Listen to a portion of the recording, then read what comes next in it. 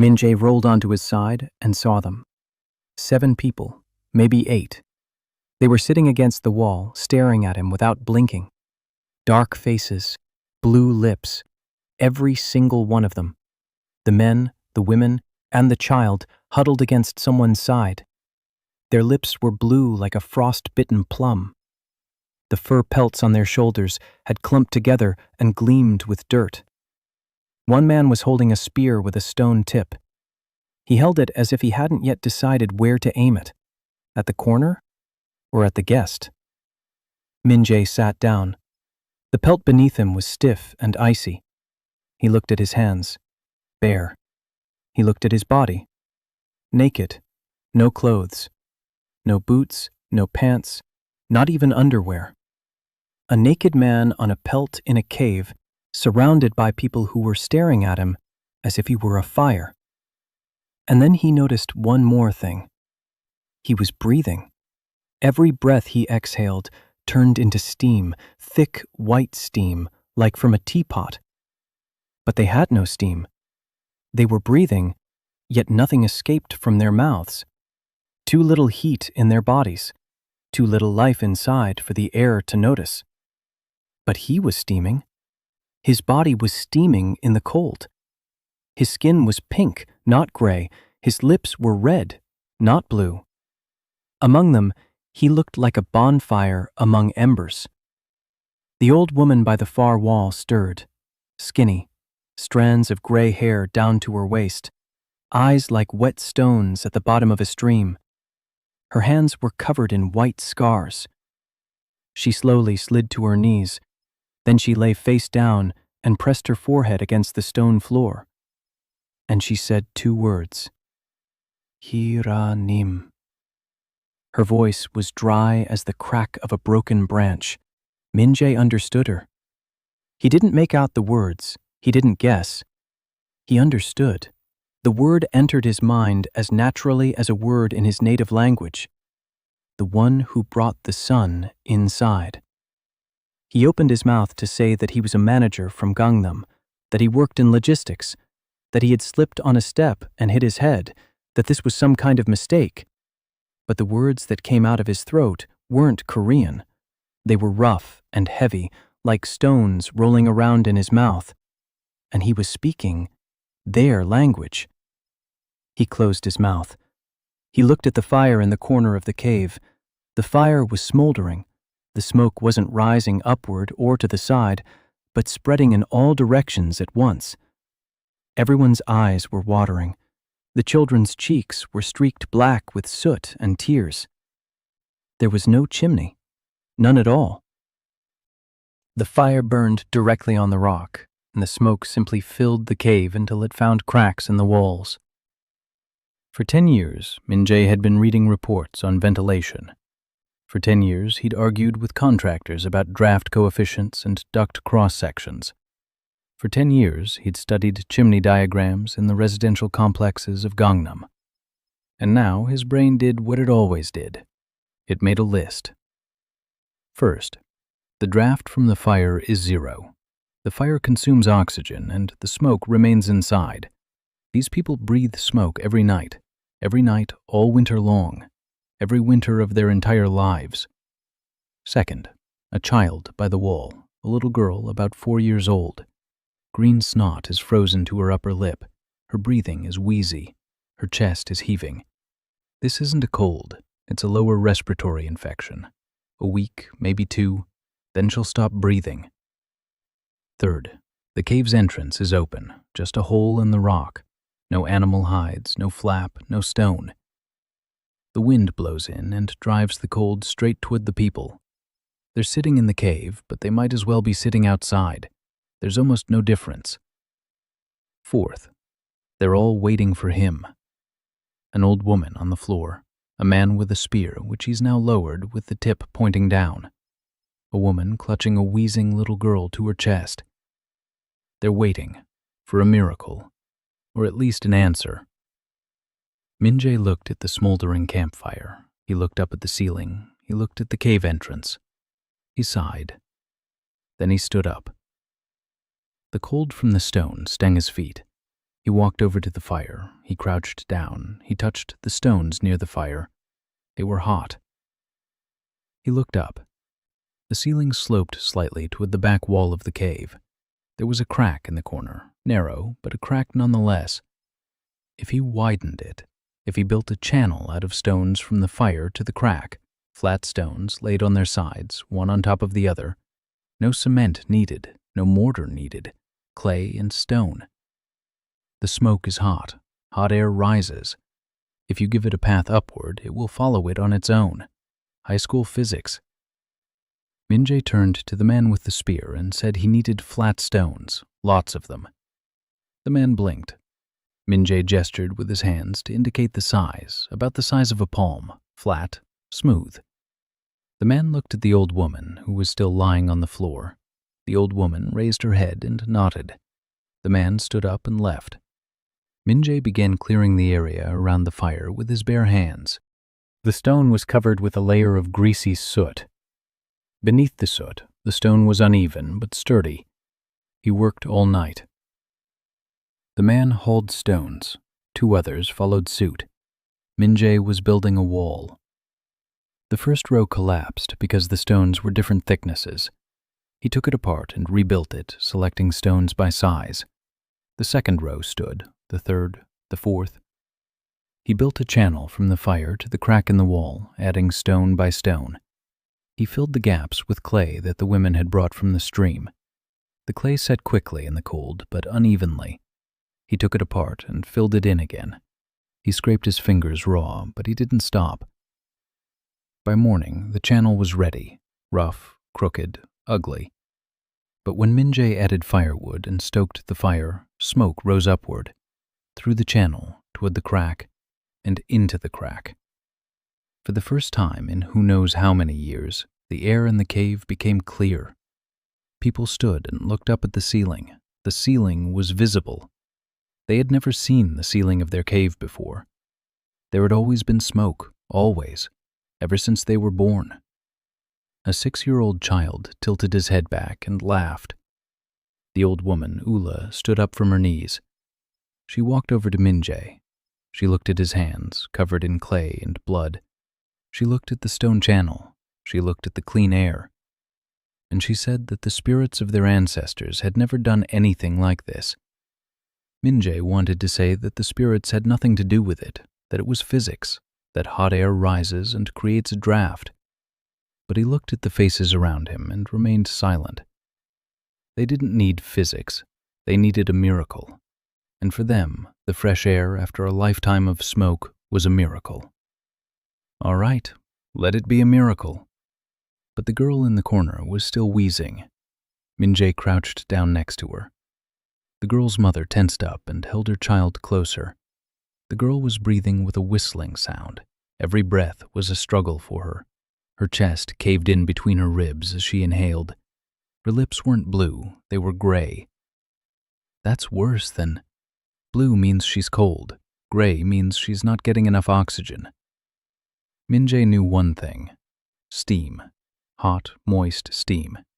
It opens up the bronchial tubes. It loosens phlegm. Every Korean grandmother knows this. A towel over the head, a bowl of boiling water. Breathe. But there are no towels here, no bowls in the usual sense. There's a cracked clay pot, there's a fire, and there's water. Minjae stepped out of the cave. The wind hit his face so hard it took his breath. He looked around. Snow, rock, ice, not a single tree. No, over there, under the cliff. A pine tree, small, gnarled, almost dead. But the needles were still clinging to the branches. Green. Minjae stripped off 2 handfuls of needles with his stiff fingers. He returned to the cave. He filled the pot with snow and set it by the fire. The snow melted, the water heated up. It came to a boil. He tossed the pine needles into the boiling water. The scent hit him immediately, sharp, resinous, alive. The first scent in this cave that wasn't the smell of decay and smoke. The people sniffed the air. Minjae took a piece of hide and rolled it into a cone, the wide end over the pot, the narrow end toward the child's face. He looked at the mother. He gestured. She was to hold the child. He would hold the hide. The steam would flow through the cone straight to the girl's face. The mother didn't understand. She saw the hot water. She saw the steam. She was afraid. Min-jae did the only thing he could. First, he held the cone up to his own face. He breathed in the pine-scented steam. Once, twice, 3 times. He moved it away. He showed her he was alive, that he wasn't burned, that everything was all right. Her mother slowly unclenched her hands. Min-jae tilted the cone toward the girl's face. The girl flinched from the heat. Then she froze. Then she began to breathe through her mouth. The steam flowed into her lungs, hot, moist steam scented with pine needles. Min-jae held the cone for 20 minutes. His arm went numb. Sweat ran down his back. The girl was breathing. 10 minutes later, she started coughing, hard, frighteningly. Her mother lunged toward her, but Min-jae stopped her with a hand. Coughing is a good sign. It means the phlegm is coming out. The girl coughed and coughed. Then she spat out a clot, green, thick, the size of an adult man's finger. Min-jae looked at the clot and thought that in Seoul he would have called an ambulance. There are no ambulances here. Here, there's just him and a pot of pine needles. An hour later, the girl was breathing through her nose. The wheezing was gone, not completely, but about 70%. By evening, she opened her eyes and looked at Min-jae. Her eyes were huge, dark, with yellow sparks from the campfire. She didn't say anything, she just stared. The girl's mother crawled toward Min-jae, on her knees, slowly, as if approaching a fire, and she rested her forehead on his foot. Min-jae pulled his foot away as if he'd been burned. He told her to stand up. He said it was just steam, just pine needles. Any grandmother would do the same. The mother didn't get up. She lay with her forehead on the rock where his foot had just been, and her shoulders were shaking. She was crying, not out of grief, but because her child would be breathing tomorrow. By morning, the girl asked for something to eat. It was the 3rd day. Min-jae sat by the fire and watched the smoke, which was now rising where it should. He watched the girl chewing a piece of dried meat. He watched the people looking at him as if he'd come down from the sky. He hadn't come down from the sky. He had fallen from an icy step in Seoul at 3 a.m. Torek returned on the 4th day. Min-jae heard him before he saw him. Heavy footsteps on the stone, the crunch of snow. Then a shadow blocked the entrance to the cave. Torek was big, not tall, but big. Broad shoulders, arms like logs. A face weathered red with white patches of old frostbite on his cheekbones. Red hair.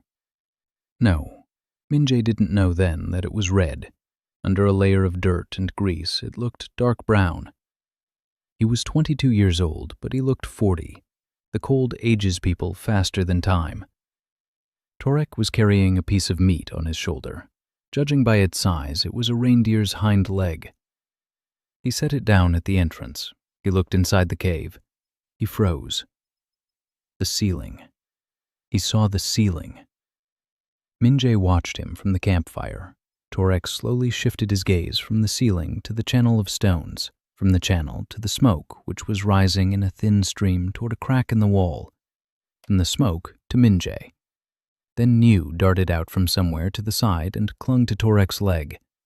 He looked down at her. Niu was breathing, evenly, without wheezing. Torek lifted her with one hand and held her close to his chest. He closed his eyes.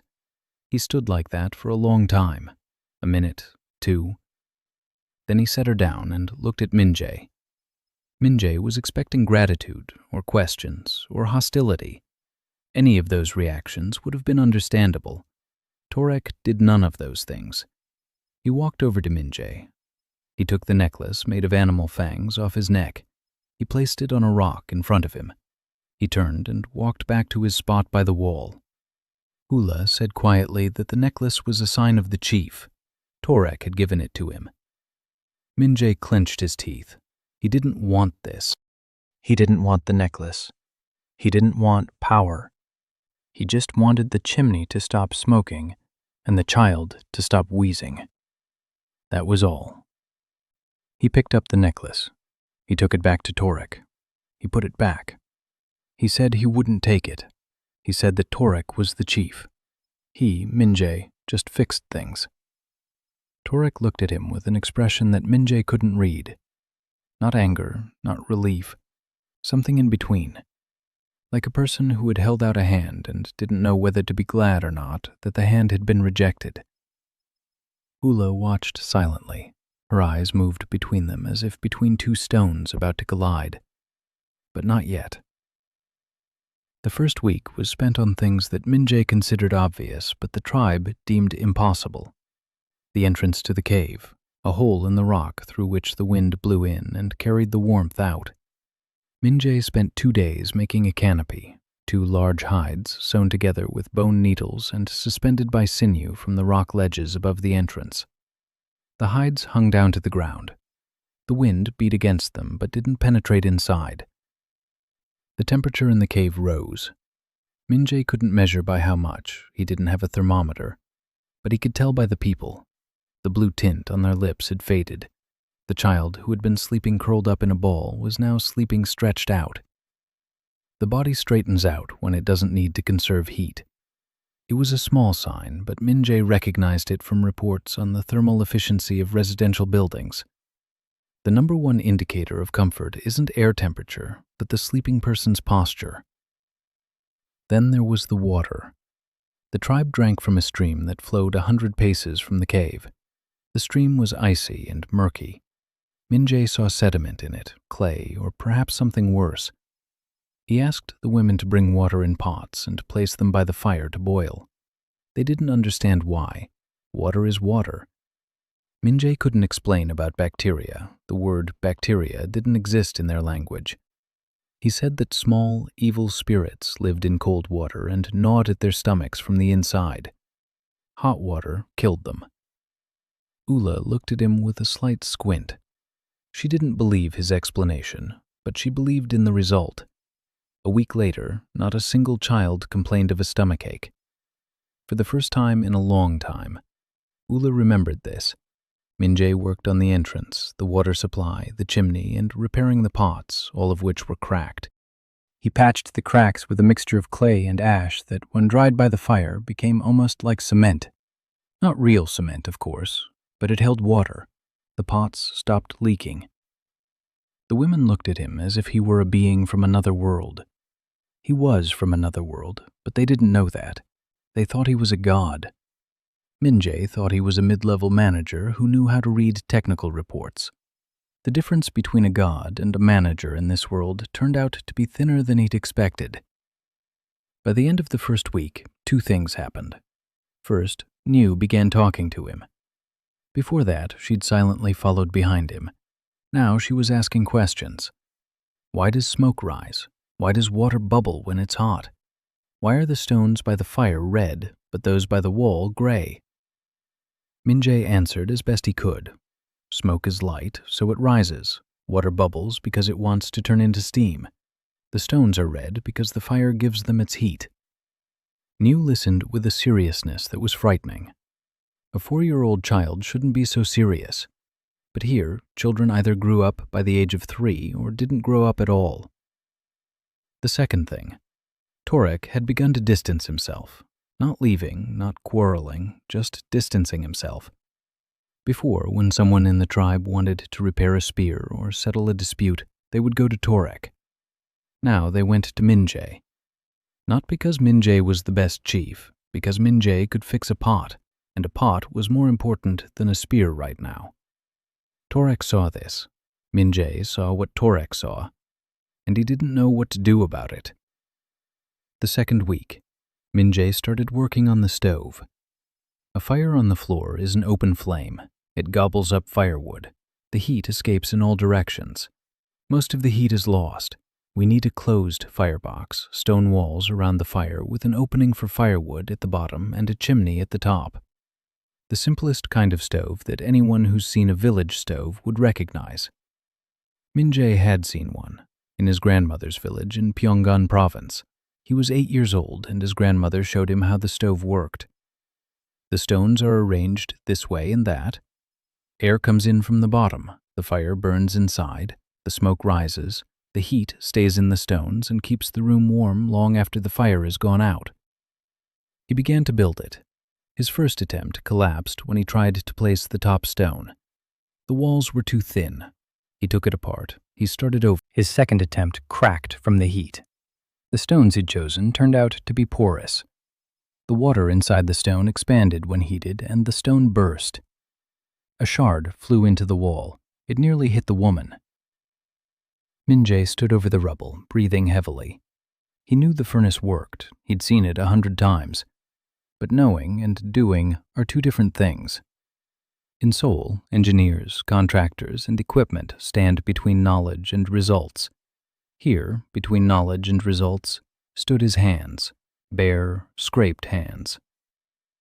He sat down on the floor next to the debris. He wanted to give up, for a minute. For just 1 minute, he wanted to lie down, close his eyes, and wake up in his apartment in Gangnam, where there was heated flooring, hot water from the tap, a shower, a kettle, and electric light. Then Niu came over and sat down beside him. She didn't say anything, she just sat there. And she handed him a piece of stone. Flat, solid, not porous. Min-jae turned it over in his hands. He tapped it. A dull sound. A good stone. He looked at Niu. She looked at him. And he stood up. Third attempt. Now he was sorting through the stones, tapping each one. A dull sound meant it was dense. A ringing sound meant it was porous. It would burst. The walls were thicker. The cracks were sealed with clay mixed with ash. The opening for firewood was at the bottom, narrow, just wide enough to slide in a log. The chimney at the top connected to the flue he'd already built. 3 days of work.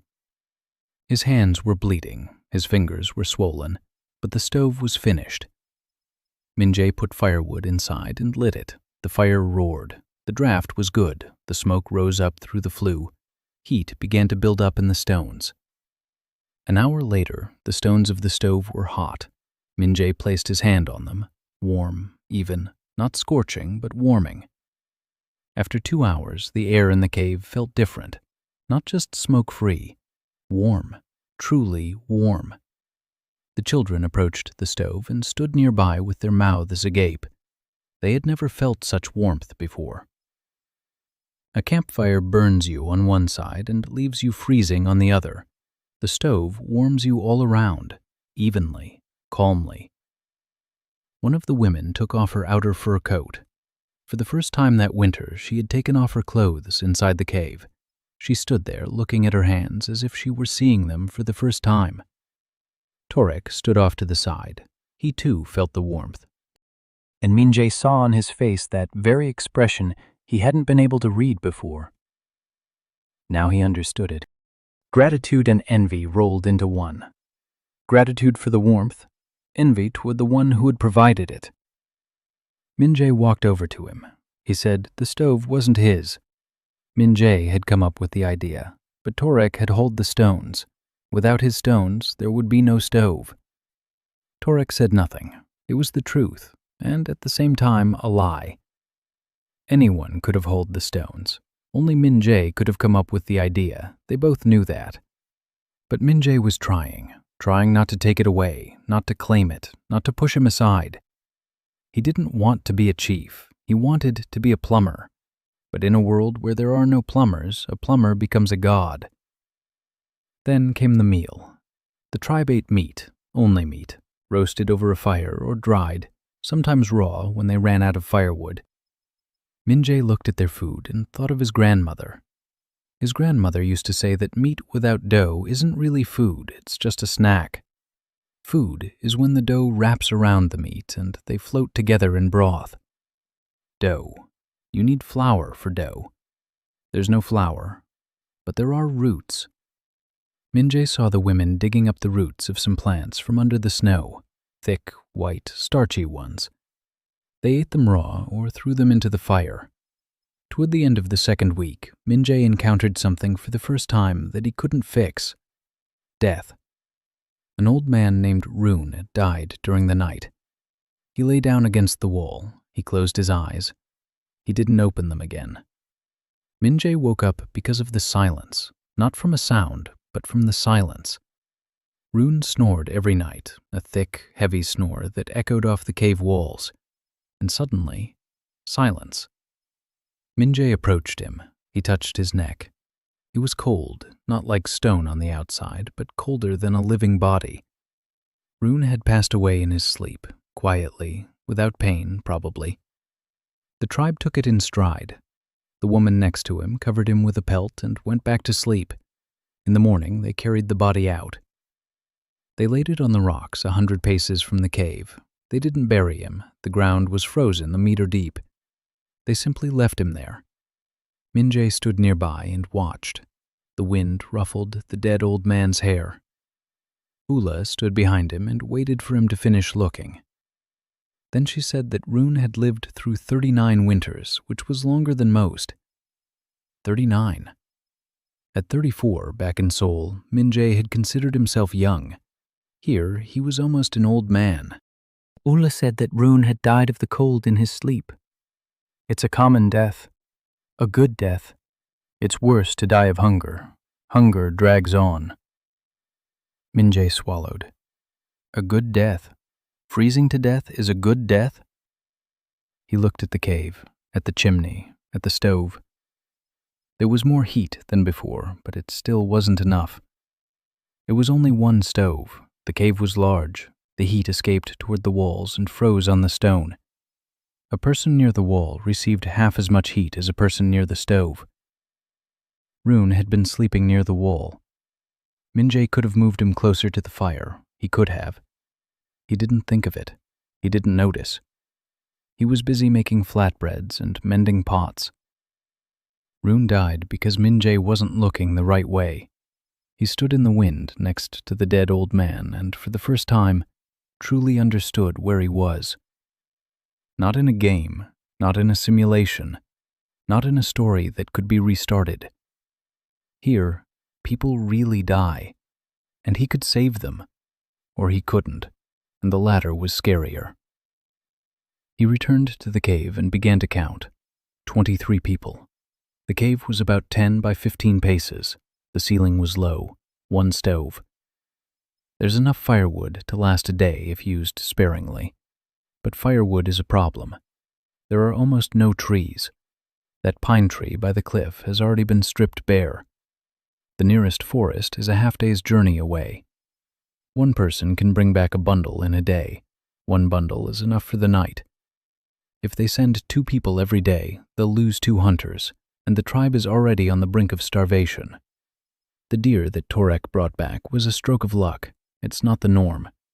The norm means empty hands and empty stomachs. Minjae sat down by the stove and clasped his head in his hands. He knew what to do. He knew it in theory. Heat exchange, heat distribution across the area, a warm floor, ondol. A Korean system that's 3,000 years old.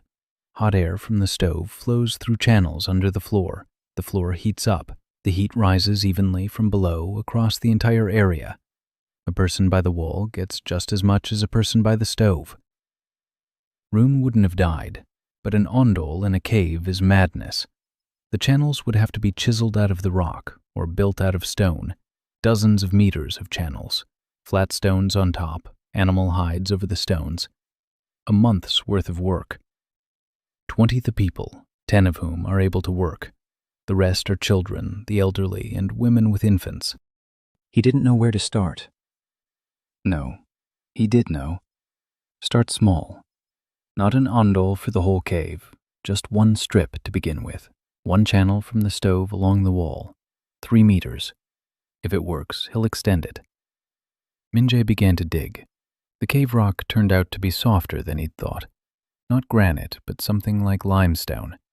It gave way when struck with another stone. Slowly, chunk by chunk. His hands ached, his back ached, his knees ached from standing on the rock. He was digging a trench, a narrow one, about a palm wide and a palm deep, from the back wall of the furnace along the cave wall. Torek watched. On the second day, he came over and asked what he was doing. Minjae explained. Hot air would flow through the trench, rocks on top, that stones will heat up, the floor will become warm. Torek listened. His face was inscrutable. Then he picked up a stone and began chiseling nearby, silently, without asking questions. He simply stood next to him and began working. Minjae looked at him. Torek didn't look back. He kept chiseling the stone.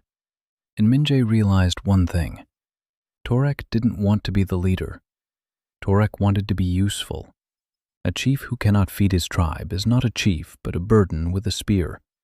Torek knew this, and he dug the ditch because the ditch was more useful than a spear. They worked together for 3 days. 2 more men joined them. The trench turned out crooked and shallow, but it ran from the stove to the wall. Minjae covered it with flat stones. He filled the gaps with clay.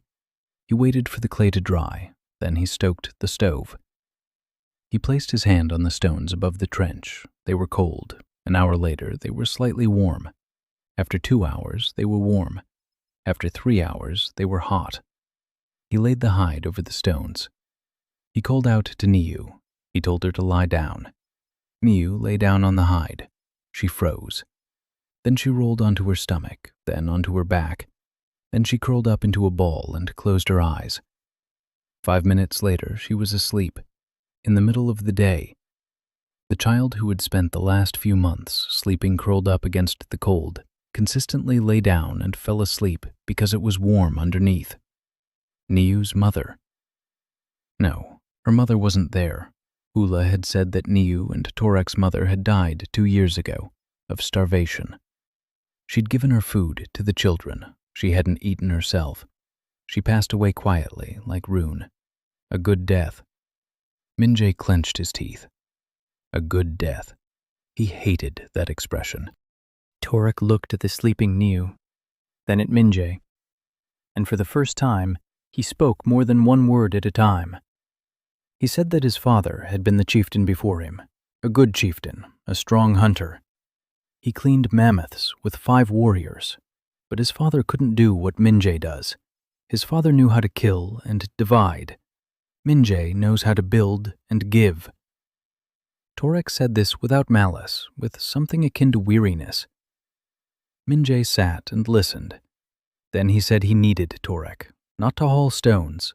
He needed a hunter. He needed meat. Minjae could build ovens and dig canals, but he couldn't kill a deer. He couldn't track a hare. He didn't know which berries were poisonous and which weren't. He didn't know where to find roots in the winter. Minjae knew how to keep warm. Torek knew how to get food. One without the other meant certain death. Torek stared at him for a long time. Then he nodded, once, briefly. It wasn't friendship. It was an agreement. 2 people who realized that one couldn't make it without the other. Ula sat off to the side and smiled. Her lips were pressed together. Her eyes were narrowed. She saw what they didn't see. She saw that the agreement between the chief and the stranger was a fragile thing, like the ice on the river. It holds as long as it holds. Then it cracks. The 3rd week, Minjae was expanding the system of channels, slowly, stone by stone. He wanted the entire floor of the cave to be warm, so that no one would freeze against the wall anymore. While he dug, the women baked flatbreads. Minjae showed them how, which roots to use, how to grate them, how to mix them with water, how to place them on a hot stone. Their first flatbreads were terrible, burnt, raw in the middle. Minjae ate them and praised them, not because he was being polite, because every burnt flatbread meant that the woman had learned, and next time it would be better. By the end of the week, the flatbreads were edible. Not tasty, edible. That was an achievement. Then Minjae thought about Mandu. They already had the dough, they had meat. If they rolled the dough out thin, put finely chopped meat and grated root vegetable inside, pinched the edges closed, and dropped them into boiling water, Grandma's recipe. Dough that doesn't tear in boiling water. Grandma said the secret was to knead the dough for a long time, a very long time, until your hands hurt. Then the dough becomes elastic and holds the filling. Minjae kneaded for a long time. His hands hurt. He kept going. Then he rolled it out thinly, cut it into pieces, put the meat with the root. He pinched the edges closed.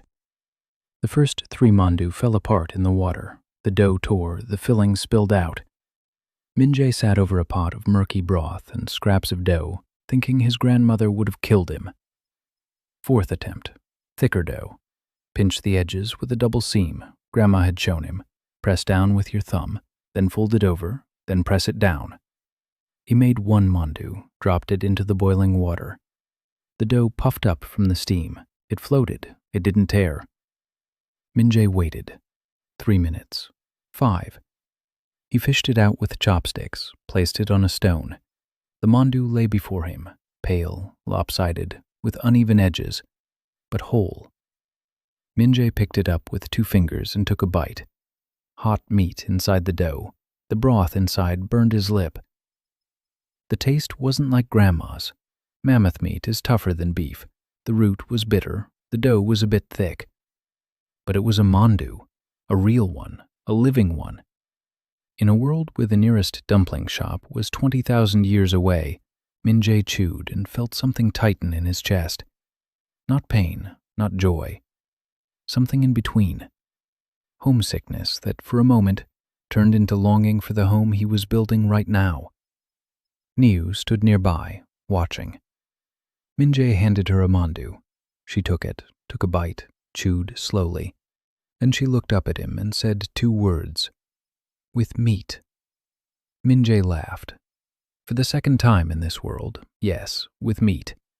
He made some more, 10 of them. There wasn't enough for everyone, but there was enough for the children. 5 children of the melting stone tribe sat on the warm floor of heated stones and ate mandu filled with mammoth meat. They didn't know the word mandu. They didn't know they were eating a dish that, in another world, was prepared by grandmothers with 18 years of experience. They just ate, and they were full, and they were warm.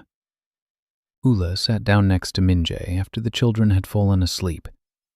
She said that his predecessors, the fire spirits, hadn't fed the children. They demanded sacrifices. The first month was drawing to a close. The cave had changed. Minjae stood at the entrance and looked inside. A curtain of animal hides hung at the entrance. A stove stood against the far wall. A chimney made of stones and clay. The warm floor now stretched halfway across the cave. The air was clean. The pots were crack-free. The children weren't coughing. It was the same cave he had entered a month ago, and yet, at the same time, it was different. But the problems hadn't gone away. They'd simply taken on a new form. Firewood. Torek would go out to gather it every 2 days with one of the hunters. Half a day there, half a day back, a bundle on his back. That was enough for 2 days if they burned it sparingly, but Minjae had expanded the heating system. The stove burned longer. More firewood was used up. He had to go out more often, and every trip for firewood meant a missed hunt. Torek told him this without reproach, but with a heavy tone in his voice. Every log that burned in the stove was a deer they hadn't killed. Every warm day was a day of hunger. Minjae understood, and he searched for a solution. He ran through everything he knew about fuel in his head: wood, coal, peat, manure. There was nowhere to get coal here. Or maybe there was. No, he didn't know where to look for coal without a geological map. Peat. There were no swamps nearby. Manure. Minjae settled on this idea. Mammoth manure. Huge piles lay all over the area, frozen solid. The tribe gave them a wide berth. Manure is dirt. Minjae knew better. Dry manure burns. For millennia, the inhabitants of the steppes had used it as fuel. It burns more slowly than wood. It gives off less heat, but it burns. And it's lying around for free, by the ton. Minjae stepped out of the cave. He walked over to the nearest pile of frozen mammoth dung. He chipped off a piece. He brought it back to the cave. He placed it in the stove next to a burning log. The manure sizzled. It started to smoke. The smell was so strong that Minjae recoiled. The people around him held their noses. Niu winced. Minjae looked at the manure. It was sizzling and stinking, but it wasn't burning. It was too damp. Even though it was frozen, it was wet on the inside. It needed to be dried. Minje pulled the dung out of the oven. He cut it into flat cakes. He laid them out on the stones by the oven, let it dry. 2 days later, the manure was dry. It had become as light as wood. Minje put it in the stove. He lit it. The manure caught fire. The flame was dim. The heat was weaker than that of wood, but it burned steadily for a long time. One slab of manure burned twice as long as a log of the same size. There was a smell, but it was bearable. To be honest, no worse than the smell of a wood fire. Minje stood over the stove and felt like a man who had just saved 1,000 hours of someone else's labor. Because if manure burns, you have to go gather firewood half as often. And that means Torek can hunt twice as often. And that means meat. He explained this to the tribe. It was mixed. The women looked on with disgust. Manure in the fire, right where they prepare food? Minje insisted. The oven is closed. The manure burns inside. The smoke goes up the chimney. The food doesn't come into contact with the manure. They aren't eating manure. They're keeping warm with manure. Ula helped. She said that Helaboji speaks wisely and that the spirits of fire accept any offering as long as it burns. The women complied. They weren't convinced. They obeyed. There's a significant difference. Minje remembered that. For the first time in a week, Torek went hunting without thinking about firewood. He returned a day later with a hare and a bundle of some dry stalks that, according to him, could be brewed. Minje brewed them. The taste was bitter and strange, but it was hot. A hot drink in his hands after a day in the cold. Torek drank and said nothing. The silence was different, not aloof.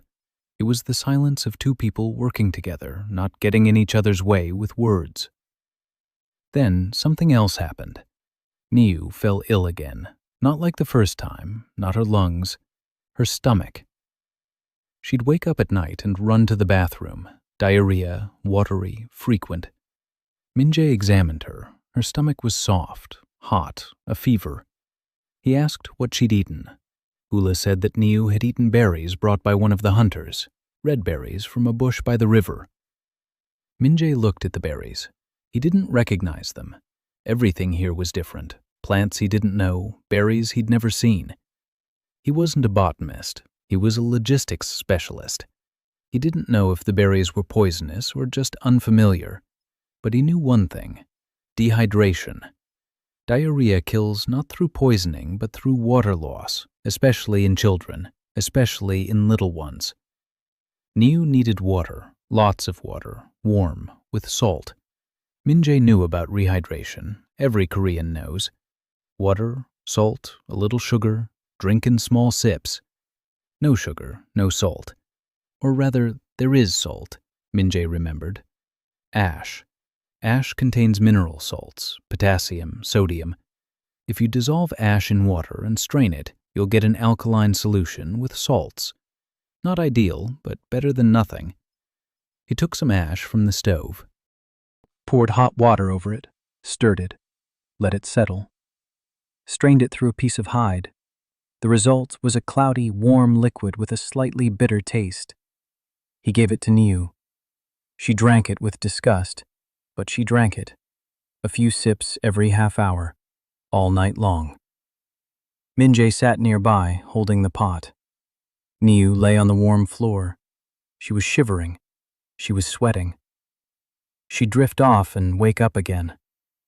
Minje didn't sleep. By morning, the diarrhea had stopped. Niu fell into a normal sleep. Minje sat beside her, watching her. 4 years. 4 years in a world where diarrhea kills. Where a berry can mean death. Where there are no doctors, no hospitals, and no antibiotics. Just him and a pot of ash water. He sat there like that until dawn. When Niu woke up and saw his face, she reached out and touched his cheek. Her fingers were small and hot. She said he looked tired and that he needed to sleep. A 4-year-old child told a 34-year-old man that he needed to sleep. Minjae lay down next to her on the warm floor and fell asleep. For the first time in a morning, he slept soundly, without dreams, without anxiety.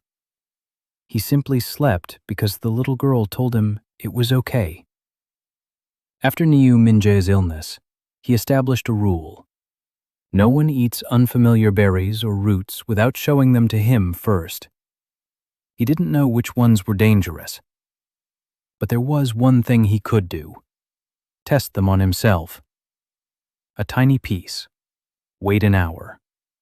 If there's no reaction, eat a little more. Wait some more. The method was crude and dangerous, but there was no other way.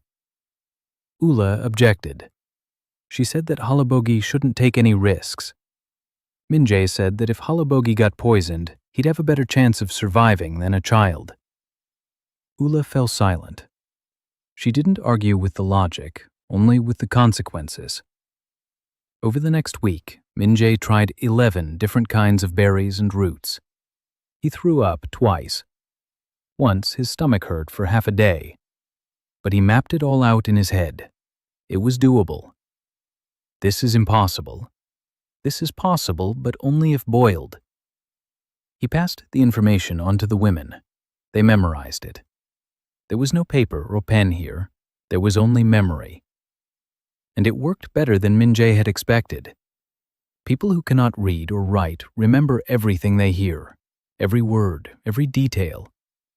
Minjae said something once. They remembered it forever. Toward the end of the first month, Minjae ran into another problem. Lice. Everyone in the tribe had lice. Everyone. Children, adults, Ula, Toruk, Niu. Everyone. Minjae discovered lice on himself during the 3rd week. He felt an itch. He looked. He saw them. He winced. In Seoul, he would have bought some shampoo and forgotten about it a day later. There's no shampoo here, but there's steam. Minjae knew that lice die at temperatures above 50 degrees. Hot water, hot steam. If you heat water until it's almost boiling, wet a cloth, wrap it around your head, hold it there, the lice will die. Not all of them, but most. If you repeat this every 3 days, in 2 weeks, the lice will be gone. He tried it on himself. He burned himself. The water was too hot. He waited. He let it cool to a tolerable temperature. He wrapped his head in the wet hide. He held it there until it cooled down. Then he combed out the dead lice with a bone comb he'd made himself from a fragment of a rib bone. A week later, he had no lice left. It was the first time he'd ever felt clean, truly clean.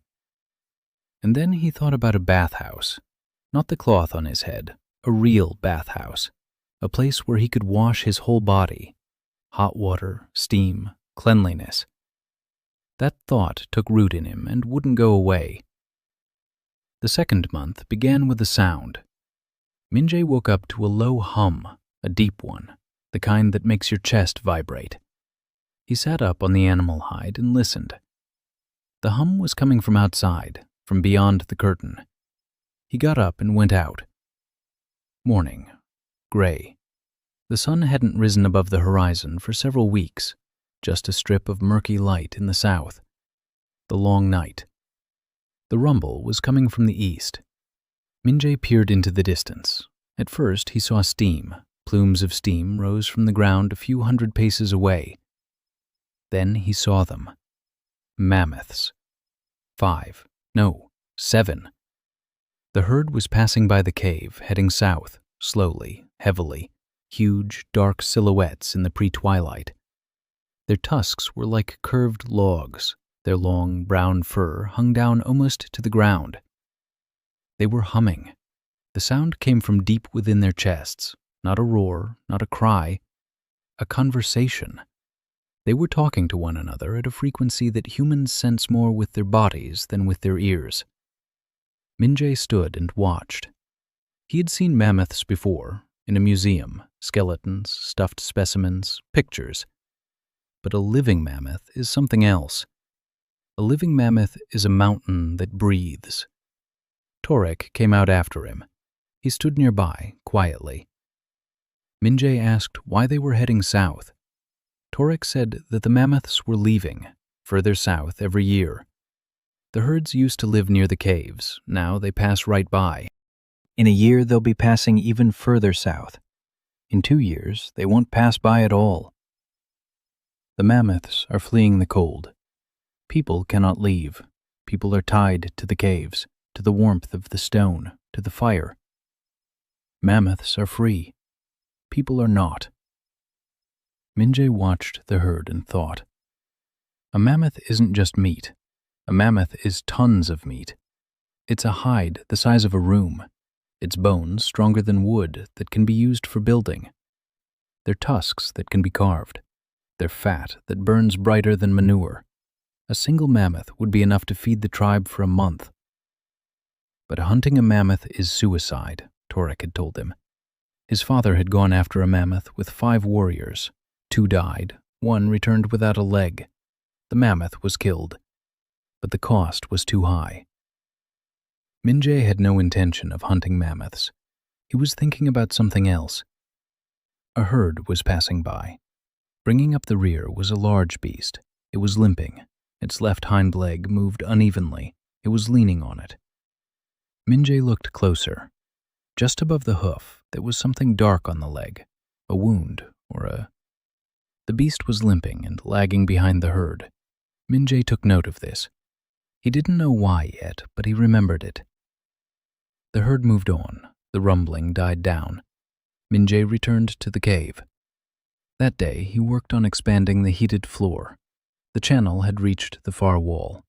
Now the entire cave was heated, though unevenly. It was warmer by the stove. It was colder near the entrance. But no one slept on the icy rock. Niu followed him around and handed him stones. She did it silently and precisely. She knew which stone he would ask for next, a flat one, a long one, with a smooth edge. She memorized it all. Minje began teaching her, not on purpose, but simply by talking aloud as he worked. This stone is good because it's dense. This one's bad because it crumbles. You have to mix the clay with ash, then it's stronger. Pour the water in a thin stream, not in a splash. Niu listened. She memorized it. A week later, she was filling the cracks in the channels herself. Crookedly, but she filled them. On the 4th day of the 2nd month, strangers arrived. Minje didn't see them. Torek saw them. He ran back from the stream, his face as white as snow. He said one word. Tracks. 3, maybe 4. They approached the cave at night. They watched. Then they headed east. Redbone. Torek said it as if it were a death sentence. Minje asked who the Redbone were. Torek explained. A tribe to the east, twice the size of the melting stone, cruel, hungry. Their chief died 2 years ago, and now a shaman rules them. Verge. Torek pronounced the name in such a way that Minje understood. Verge is not just a shaman. Verge is a danger against which neither a stove nor a chimney can protect you. Minje asked what they wanted. Torek said they had seen smoke, a column of smoke. In a world where smoke from a fire creeps along the ground because no one builds chimneys, a column of smoke is a signal. Something has changed, something new. Redbone came to take a look. Now they know. They know that someone in Melting Stone's cave has built a chimney, that the air is clean, that heat is coming from the walls. They saw it and left. Torek said that this was bad. The only thing worse would be if they had attacked. But the fact that they left means they've gone to spread the word. And they'll come back, with weapons. Minje asked how many warriors they had. Torek said that Redbone had 12 men capable of wielding a spear. Melting Stone had 6, including 1 old man and 1 teenager. 4 against 12, if we're being honest. Minje sat down. He looked at the stove, at the warm floor, at the curtain by the entrance, at Niu, who was sculpting a small clay figure by the wall. A month's work, a warm cave, well-fed children. And now someone would come and take it all away because he had more spears. Minjae clenched his teeth. He wasn't a warrior. He was a manager. He didn't know how to fight. He didn't know how to throw spears. He doesn't know how to kill. But he knows how to do something else. He knows how to think. And he thought.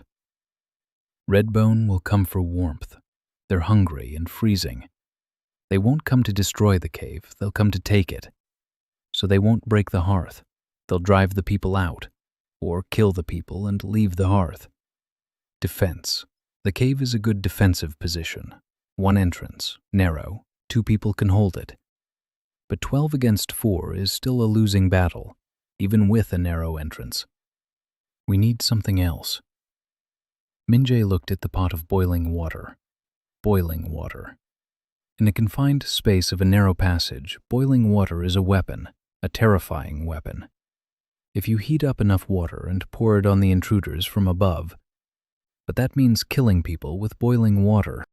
Minjae sat there thinking that a month ago he'd been arguing with contractors about water pressure in the pipes, and now he was thinking about how to scald living people with hot water. He couldn't. He didn't want to.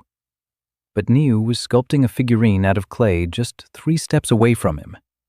And if Redbone came, Niu would either become a slave or die.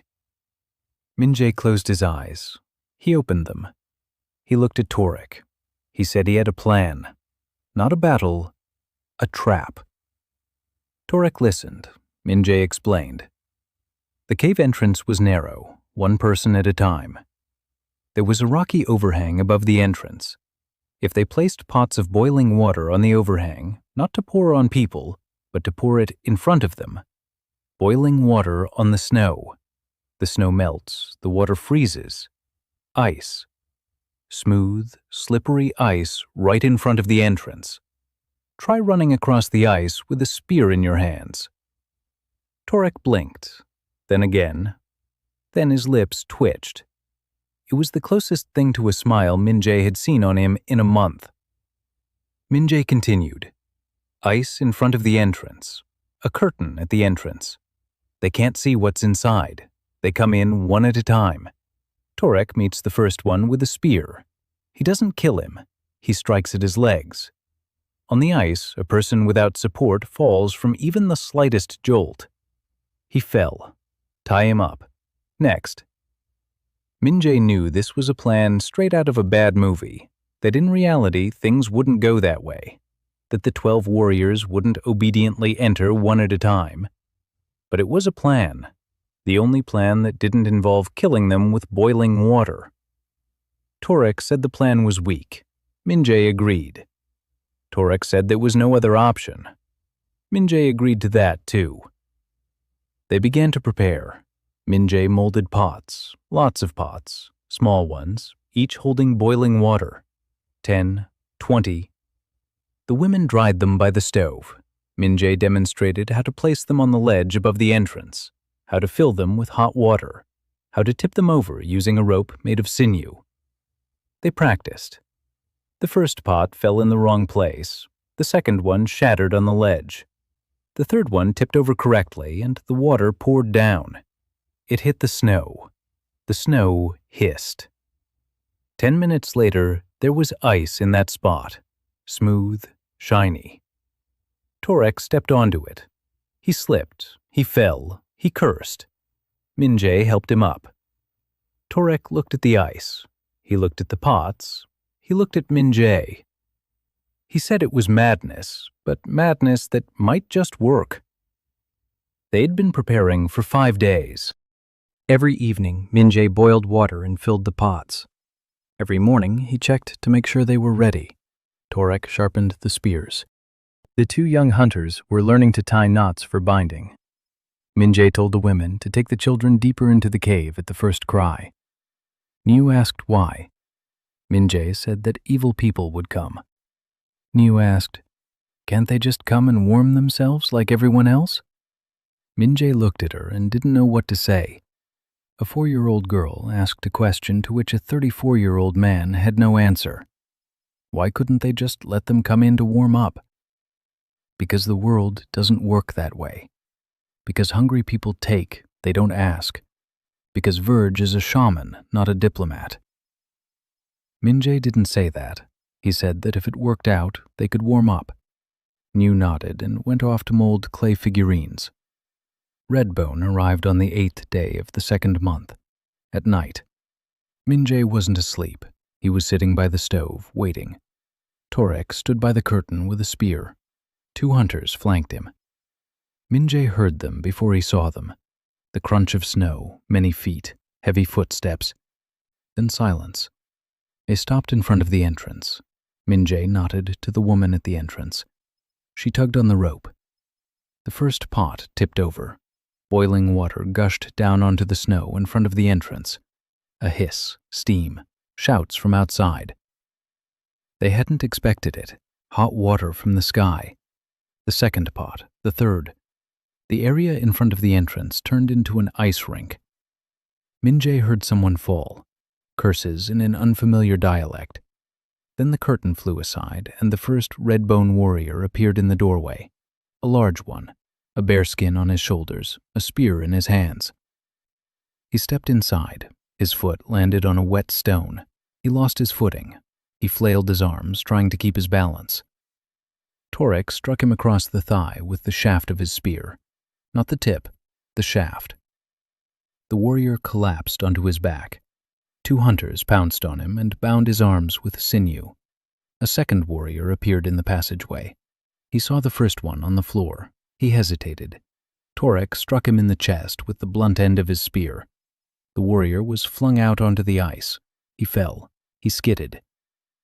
There was a commotion outside. A third pot of boiling water was thrown down. Steam rose in a wall. Screams. Minjae heard someone shout that the spirits were spitting fire. The steam from the hot water and the frosty air looked like the breath of a beast. Minjae couldn't see what was happening outside. He could only hear screams, falls. Then a voice, a single voice, loud, Sharp, a voice that silenced everyone else. It spoke in a language similar to that of the melting stone, but with a different rhythm. Minjae didn't understand everything, but he understood the main point. The voice ordered them to stop and listen. Silence. Then the voice said it wanted to talk, not to fight, to talk. Torek stood at the entrance with his spear, breathing heavily. He looked at Minjae. Minjae looked at him. He looked at the bound warrior on the floor, at the pots on the ledge, at the stove, at Niu, who had been led deeper into the cave but was peeking out from behind a rock. Minjae told Torek to come in, alone, unarmed. Torek clenched his teeth but nodded. He shouted outside, silence. Then footsteps, one man, slow footsteps, cautious on the ice. The curtain parted and Verg entered. Minjae saw him, and his first thought was that this man was sick. Not physically, in his eyes. Verg's eyes were burning, not from fire, from something internal, feverish.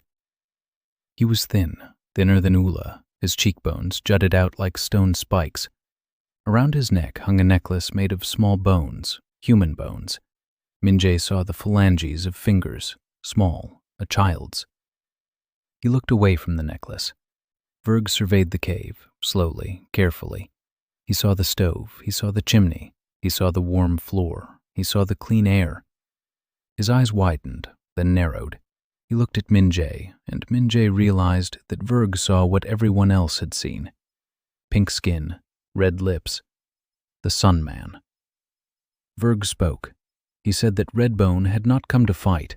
It had come to take what belonged to the strong. Minjae listened. Verg said that the warmth in the cave was a gift from the spirits, and the gift must belong to the one who is stronger. Verg left, but his presence remained, like the smell of smoke on one's clothes. Minjae felt it every hour. Every time he went outside, he looked toward the east. Every time the wind changed direction, he listened. Torek felt the same way. He carried his spear even inside the cave. He slept at the entrance. He ate quickly with one hand, the other on the spear shaft. Minjae understood that one cannot live in constant anticipation of an attack. One cannot build while simultaneously fearing that what has been built will be taken away. Something changed something, not the defense, the situation itself. He sat by the hearth and thought, Redbone is hungry, Redbone is freezing, Redbone will come again because they have no choice. To freeze in their caves or try to take someone else's warmth. If Minje were in their place, he would have come too. Anyone would have come.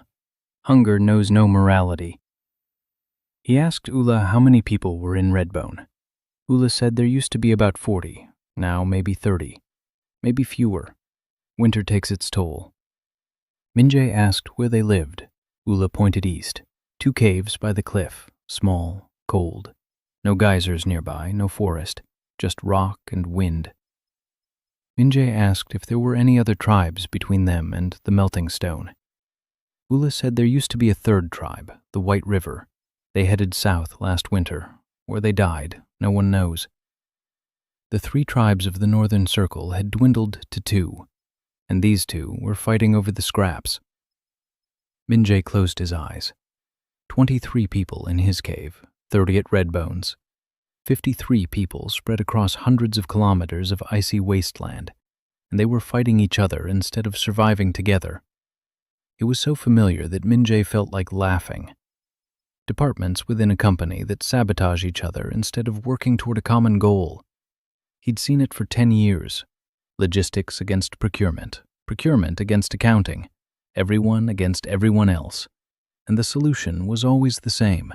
A joint project, a common goal, something everyone needs and that can't be done alone. Minje opened his eyes. The bathhouse.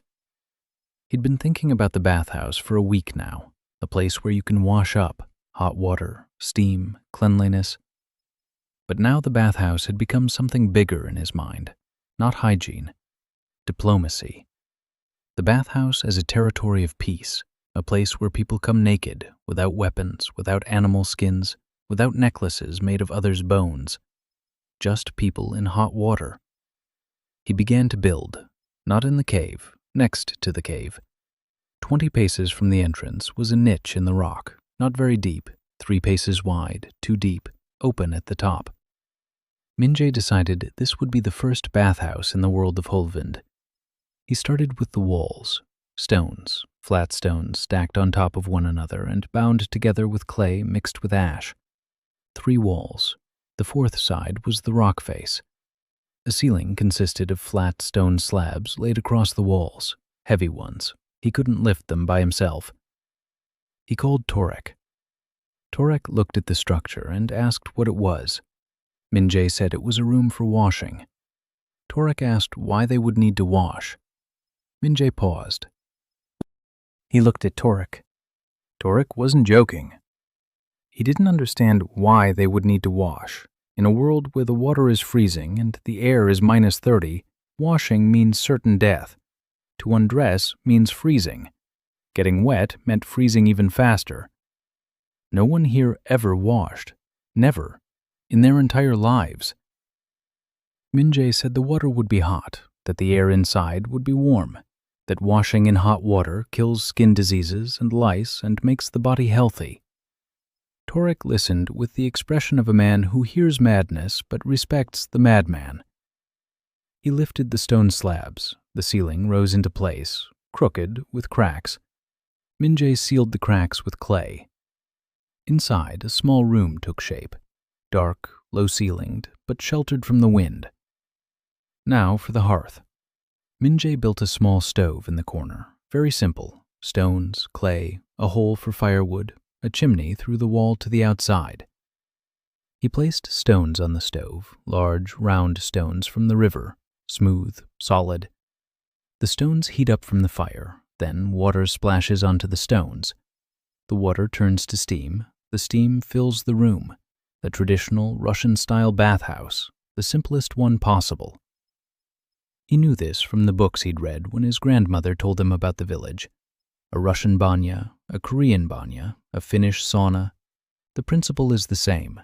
Hot stones, water, steam, an enclosed space. He stoked the stove for 6 hours. The stones were red hot. Minje splashed water from a pot onto them. Sizzle. A cloud of steam shot up to the ceiling and filled the room. Minje stood inside, naked. The steam stung his skin, hot, humid. He stood there, breathing in the steam, and for the first time in 2 months, he felt clean, truly clean. Not just free of lice, clean from the inside out, as if the steam were washing away not only the dirt from his skin, but also the fatigue from his muscles and the fear from his mind. He came out 20 minutes later, red as a boiled crab, wet, shivering in the cold. The tribe stood and watched. Minje asked who wanted to go. No one moved. They looked at him as if he were a man who had emerged from the jaws of a beast, wet and alive. Impossible. Minje looked at Ula. Ula pursed her lips. Then she slowly pulled off the top skin, then the bottom one. She stood naked before everyone. 61 winters, bones beneath the skin, scars, ribs like steps. She entered the sauna. Minje closed the entrance behind her with a piece of hide. Silence. A long silence. Then a sound came from inside. Not a scream, not a moan. An exhalation. A long, slow exhalation, as if Ula were breathing out all 61 winters at once. She was inside for half an hour. When she came out, her face was different. Not younger, not more beautiful. Softer. The lines around her mouth had smoothed out, her shoulders had dropped. She looked at Minje and said nothing, but her eyes spoke volumes. Thank you. One by one, the tribe went into the sauna. Men, women, children, one at a time, in pairs. Minje stoked the stove. He poured water on the stones. He changed the animal hide at the entrance when it got wet. Niu went in last. She was afraid of the steam. Minje went in with her. He held her hand. She stood in the hot cloud of steam and trembled, not from the cold, but from the unfamiliarity of it all. Then she stopped trembling. Then she lifted her face toward the ceiling. Then she laughed, a thin, high-pitched laugh. It was the first time Minje had heard her laugh. Children here don't laugh for no reason. But the hot steam on her face turned out to be reason enough. Then a revelation occurred. Torek was the last of the men to wash. When he came out, Minje looked at him and blinked. Beneath the layer of soot and dirt that had covered Torek since birth, his hair was red, bright red, like copper. Torek touched his wet hair. He looked at a strand. His expression was something between astonishment and offense. He didn't know he had red hair. 22 years. He didn't know. Because he'd never washed himself. Because he'd never seen his hair without dirt. Minje couldn't help it and laughed. For the third time in this world. Torek shot him an angry glance. Then, at his own hair, he snorted too, with one corner of his mouth. It was the closest thing to laughter that Torek allowed himself. Ula stood off to the side and looked at the clean people of her tribe, at the children without a crust of dirt, at the women with their hair combed, at Torek with his red mane. And she said quietly, so that only Minje could hear, she said that his predecessor, whose spirit she remembered, had promised fire from the sky. But he had given them hot water, and that was better. Minje didn't know which predecessor she was talking about. Not yet, anyway. The bathhouse was in operation. Every 3 days, Minje heated it and the tribe bathed. The lice had completely disappeared by the end of the 2nd week. Skin diseases began to clear up. The children stopped scratching themselves in their sleep. One woman, who had red, inflamed spots on her hands, came after the 4th bath and showed her hands to Minje. The spots had faded. They had almost disappeared. She stared at her hands in disbelief. Minje said it was simply cleanliness, just hot water and steam. She shook her head. To her, it was a miracle. Minje was getting used to the fact that miracles came cheap here. Hot water is a miracle. Fresh air is a miracle. A warm floor is a miracle. Dough with meat is a miracle. His entire arsenal consisted of things that no one in Seoul would even notice. Running water, heating, soap, bread. The simplest things, the basics, the bare minimum of civilization. And for these people, each one was a revelation. Minjae thought about this and felt a strange mixture of pride and shame. Pride because he was able to give. Shame because the world he came from had all of this and didn't even notice. Hot water from the faucet, every day, every hour. Turn the knob, and there it was. And no one had ever once thought of it as a miracle. A week passed after the bath, then 2. Redbone didn't come. Minjae didn't let his guard down. Torek didn't either. They waited. And the waiting turned out to be worse than an attack, because waiting eats away at you from the inside, while an attack at least gives you a reason to act. Toward the end of the 2nd month, a person came to the cave. One person, a woman. Minjae saw her in the morning when he went out to get fuel for the stove. She was lying in the snow 50 paces from the entrance, face down. Minjae ran over. He turned her over. Alive, barely. Her skin was dark, darker than that of the people of Melting Stone. Tall, even lying down you could tell she was tall. Her hair was braided into dozens of thin plaits with bone beads. She wore a pelt over her shoulders, but it was thin, torn, not for winter. 2 fingers on her right hand were black, the ring finger and the little finger. Black. Minjae knew what that meant. 4th-degree frostbite. The tissue was dead. If the infection wasn't treated, it would spread up her arm, and take her arm, and then her life. He dragged her into the cave, laid her on the warm floor, covered her with animal skins, gave her warm water. She came to an hour later, opened her eyes. She looked at the ceiling, at the stove, at the fresh air, at Minjae. She tried to stand up. Minjae put his hand on her shoulder and told her to lie down. She pushed his hand away, hard. Even half dead, she was stronger than he'd expected. Ula came over. She spoke to her. The woman answered curtly in the Redbone dialect. Ula translated. Her name is Saya. She's a Redbone hunter. She used to be a hunter, back when her hand still worked. 2 days ago, she left. She didn't run away, she left. Because a hunter with dead fingers has a mouth to feed. And Verg doesn't tolerate extra mouths to feed. Minjae looked at her hand. 2 black fingers. The other 3 were red and swollen, but alive.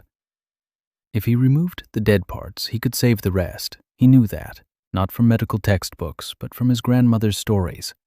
In the village in Pyongan province, the winters were brutal. His grandmother had seen frostbitten fingers. She'd seen the village doctor cut them off to save the hand. She'd told him this story over dinner when Minjae was 12, and he remembered every word because he was too horrified to eat. A sharp knife, heated over a fire, quickly, in one swift motion. Tie it off. Don't let the bleeding kill him.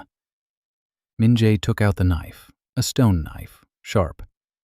Torek had sharpened it 2 days ago. He'd placed the blade in the fire, waited until it was red hot, pulled it out, looked at Saya. Saya looked at the knife. Saya was healing quickly, faster than Minjae had expected. On the 3rd day after the amputation, she got up. On the 5th, she began walking around the cave. On the 7th day, she went outside and stood in the wind for 10 minutes, simply gazing eastward, toward Redbone. Minjae didn't know what she was thinking. He didn't ask. He changed her bandage every day. He boiled strips of leather before rebandaging her. Saya endured the procedure in silence. She hardly spoke at all. During the first week, Minjae heard maybe 20 words from her. Yes, no, water, yes. It hurts. It doesn't hurt. She communicated through her actions. When she wanted to thank him, she'd stoke the fire. When she wanted to help, she'd mend the hides by the entrance. When she wanted to be alone, she'd sit against the wall, facing the stone, and remain silent. Niu was afraid of her. For the first 2 days, she gave her a wide berth. Saya was different, taller than all the other women in the tribe, darker, with braids from which bone beads protruded, with 3 fingers on her right hand, with eyes that looked as if they were measuring the distance for a strike. On the 3rd day, Niu approached her and placed a flatbread next to her. She didn't say a word. She just put it down and left. Saya looked at the flatbread, then at Niu as she walked away. She picked it up. She ate it. On the 4th day, Niu placed the flatbread closer. On the 5th, she sat down next to her. On the 6th, she asked a question. She asked why Saya had beads in her braids. Saya said that each bead represented a beast she had killed. Niu counted the beads. She lost count. She started over, lost count again. Minjae hadn't taught her to count yet. He realized that was needed to be done. 2 weeks after Sai's arrival, Minjae did what he'd promised himself he would. A bow for Sai. Not an ordinary one, a 3-finger bow. He wasn't a weaponsmith, he was a logistics manager, but he understood the principle. A bow is a lever, the string is the tension, the grip is the fulcrum. If you're using 3 fingers instead of 5, you need to change the fulcrum, shift the grip, adjust the grip width. He took a bow blank from Torek, a piece of mountain goat horn, flexible and sturdy. He whittled down the grip, slimmer, thinner, to fit a small hand missing 2 fingers. He twisted the bowstring from tendons, thinner than usual, so 3 fingers could wrap around it. The draw weight was weaker, meaning the arrow would fly a shorter distance. That meant he'd have to get closer to his prey. But Saya was a hunter. She knew how to get close. He worked on it for 3 days. He remade it twice. The first version was too tight. Saya pulled it back, and the bowstring cut into the unhealed stump of her ring finger. She hissed in pain. Minjae took the bow. He remade it. Thinner string, softer draw. He added a soft leather wrap to the grip so it wouldn't slip in her 3-fingered hand. The second version. Saya took it. She drew it back. 3 fingers on the string, index, middle, thumb. The bowstring lay flat. Saya aimed at a rock at the cave entrance, 30 paces. She released the arrow. It flew wide. 2 paces to the left. Saya pressed her lips together. She drew the bow again. Wide. To the right. The 3rd time, closer. The 4th, even closer. On the 12th shot, the arrow struck the rock, right on target. Saya lowered the bow. She looked at her hand, 3 fingers, then at Minjae. He was standing 10 paces away, watching. Their eyes met. Saya said nothing. She turned around and kept shooting until evening. 30 arrows, 40, 50. By sunset, she was hitting the rock 8 times out of 10. Minjae sat by the hearth and heard the arrows clicking against the rock. A steady rhythm. Click, pause. Click, pause. Like a metronome.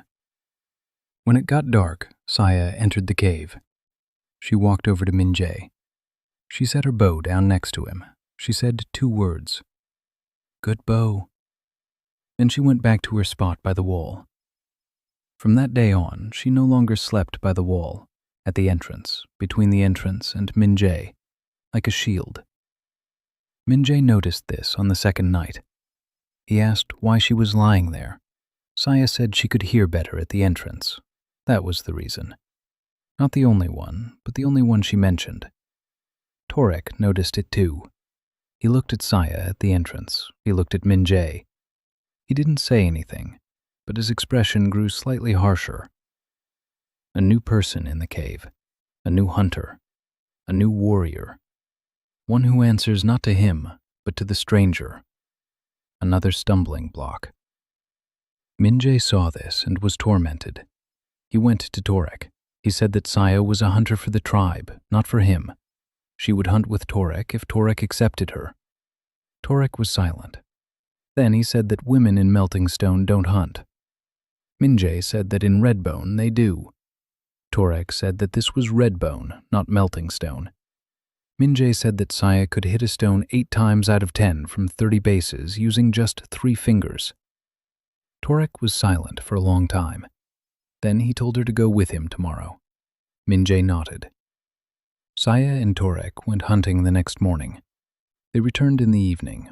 Torek was carrying a hare. Saya was carrying 2 hares.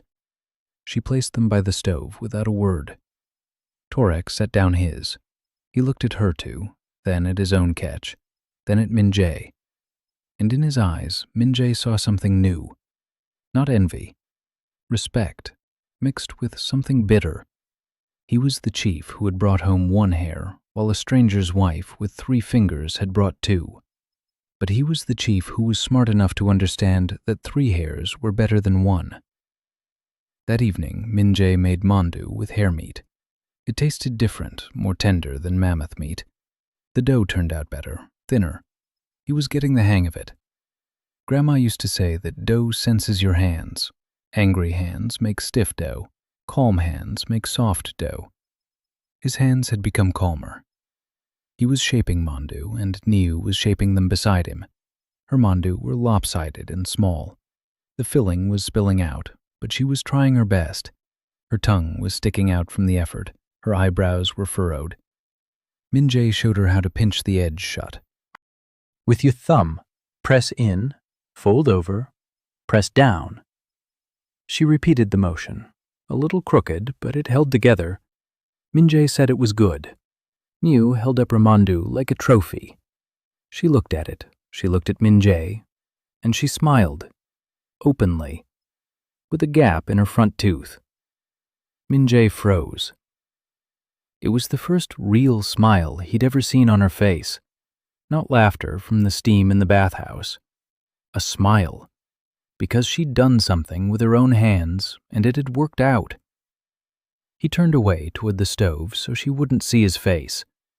The 3rd week of the 3rd month, Minjae was working on expanding the sauna. 1 room wasn't enough. He needed a 2nd one, a changing room. A place where you could undress in the warmth instead of out in the wind. And a place for a cold rinse after the steam.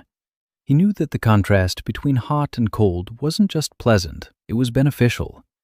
Blood vessels dilate and constrict. Blood flows faster. The body comes alive. His grandmother used to tell him how, back in the village, people would run out into the snow after the bathhouse.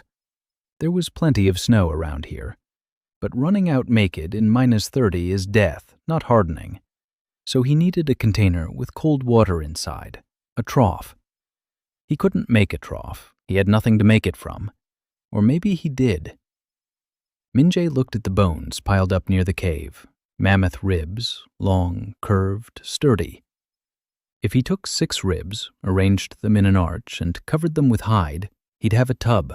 Rough, shallow, but a tub. He fiddled with it for 4 days. The ribs wouldn't stay straight. The hide leaked. He sealed the seams with fat mixed with ash. The fat solidified in the cold and kept the water in. Not perfect, it leaked, but it held. He set the tub, made of mammoth ribs, in the antechamber. He filled it with cold water. Next to it was the hot steam room. He was the first to try it. Steam, heat, sweat. Then a step into the cold tub.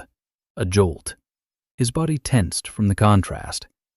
Minjae exhaled through clenched teeth. Then he relaxed. Then he stepped out. His skin was burning. He could feel every cell in his body. He was alive, truly alive, right down to his fingertips. And then he remembered Grandfather Hora, the oldest man in the tribe, 58 winters. He hadn't straightened his back in the last 10 years. His legs were numb. He couldn't feel his feet. He walked in small steps. He shuffled. He slept curled up. He ate very little. He spoke less often. The tribe took care of him because he was the grandfather of half the living. But everyone knew that the coming winter would be his last. Minjae approached him. He said he wanted to show him something. Hora looked at him with cloudy eyes. He said he wouldn't go anywhere. His legs wouldn't carry him. Minjae said he would carry him. Horu grunted, a quiet, dry sound. Minjae lifted him. The old man weighed as much as a child, just skin and bones. He carried him to the bathhouse, undressed him, by himself, slowly, carefully. Horu didn't resist. He didn't have the strength to resist. Minjae led him to the hot water in a trough made of mammoth ribs. The night before, he'd carried the trough into the steam room and filled it with hot water from the stones. Not boiling water, warm, 40 degrees, maybe 45. He helped the old man sit down. Horu sank into the water slowly. The water reached his chest. The hot water enveloped his body. The old man froze. He was silent. A minute, 2. Minjae stood nearby, holding his shoulder so he wouldn't slip. 3 minutes. Then Horu stirred. After the bath, Horu Minjae woke up with a thought he'd been mulling over for a long time but hadn't dared to act on. Mandu for everyone. Not 5 pieces, not 10. For the whole tribe, every day. He did the math. 24 people now, 23 from Melting Stone and Saya. If everyone eats 5 mandu a day, that's 120 pieces. Dough made from root flour, filling made from meat and roots. He needed to set up production. Not cooking, but production specifically. An assembly line, like in a factory. Like in a company that feeds 300 employees in a corporate cafeteria.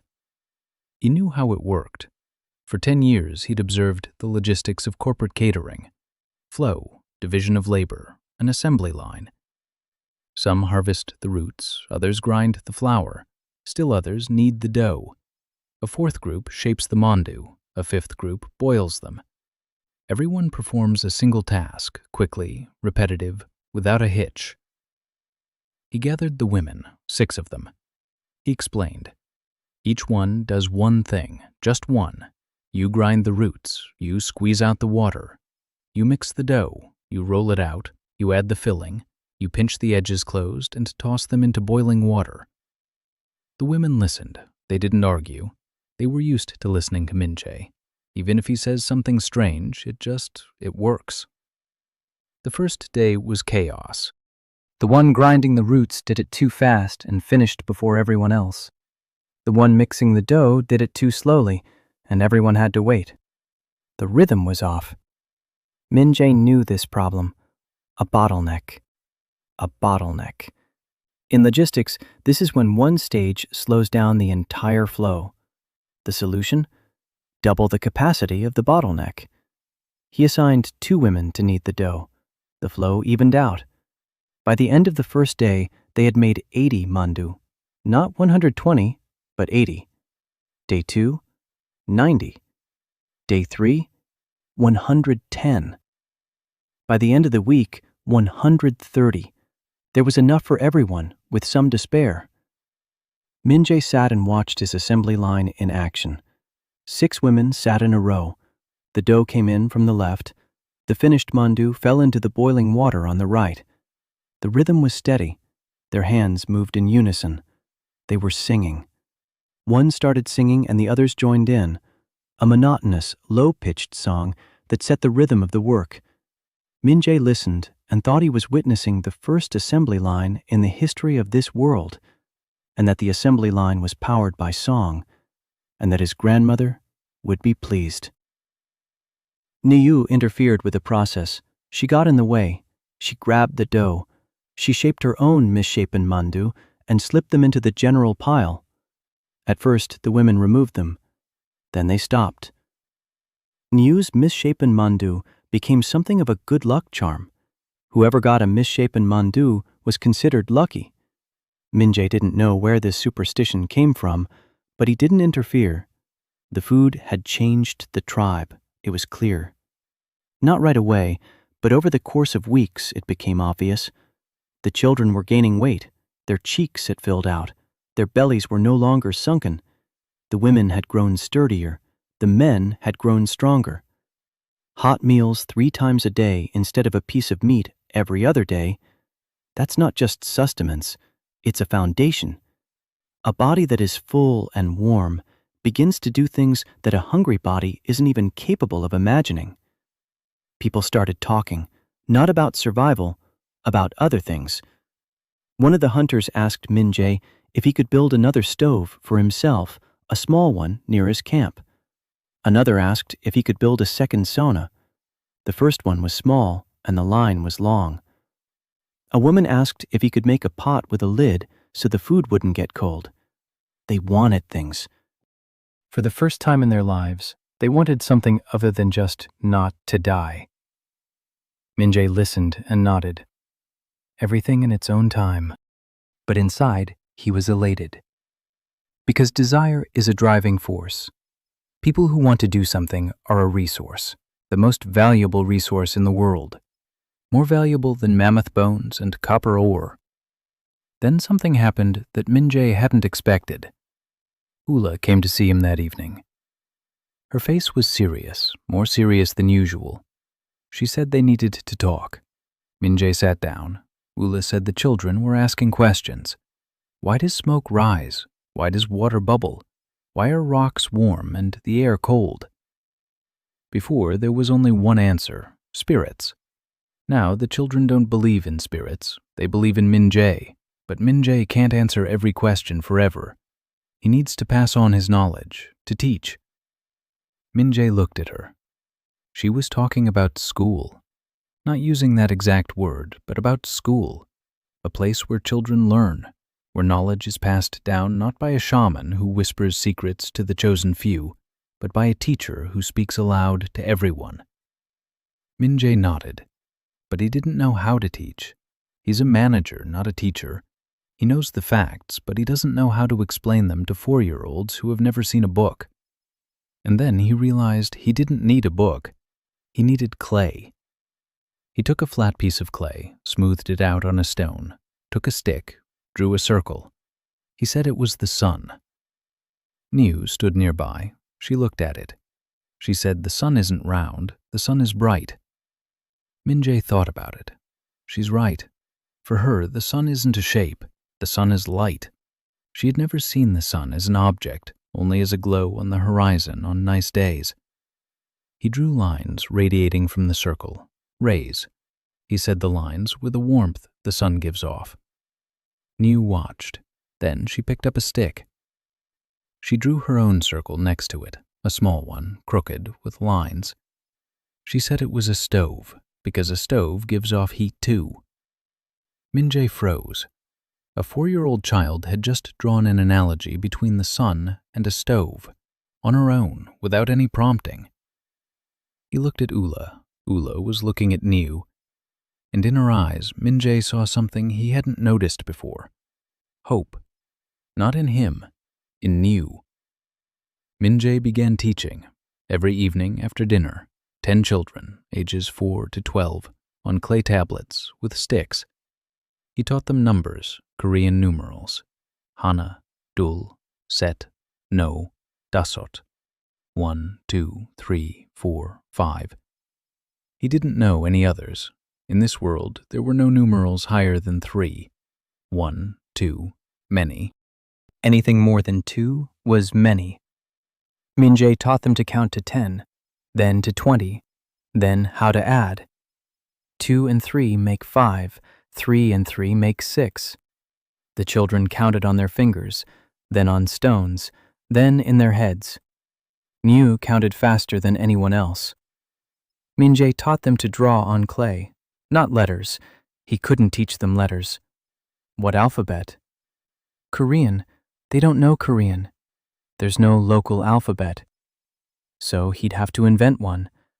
The end of the 3rd month, Minjae stood at the entrance to the cave and looked south. There, beyond the white wasteland on the horizon, stood a wall. A glacier.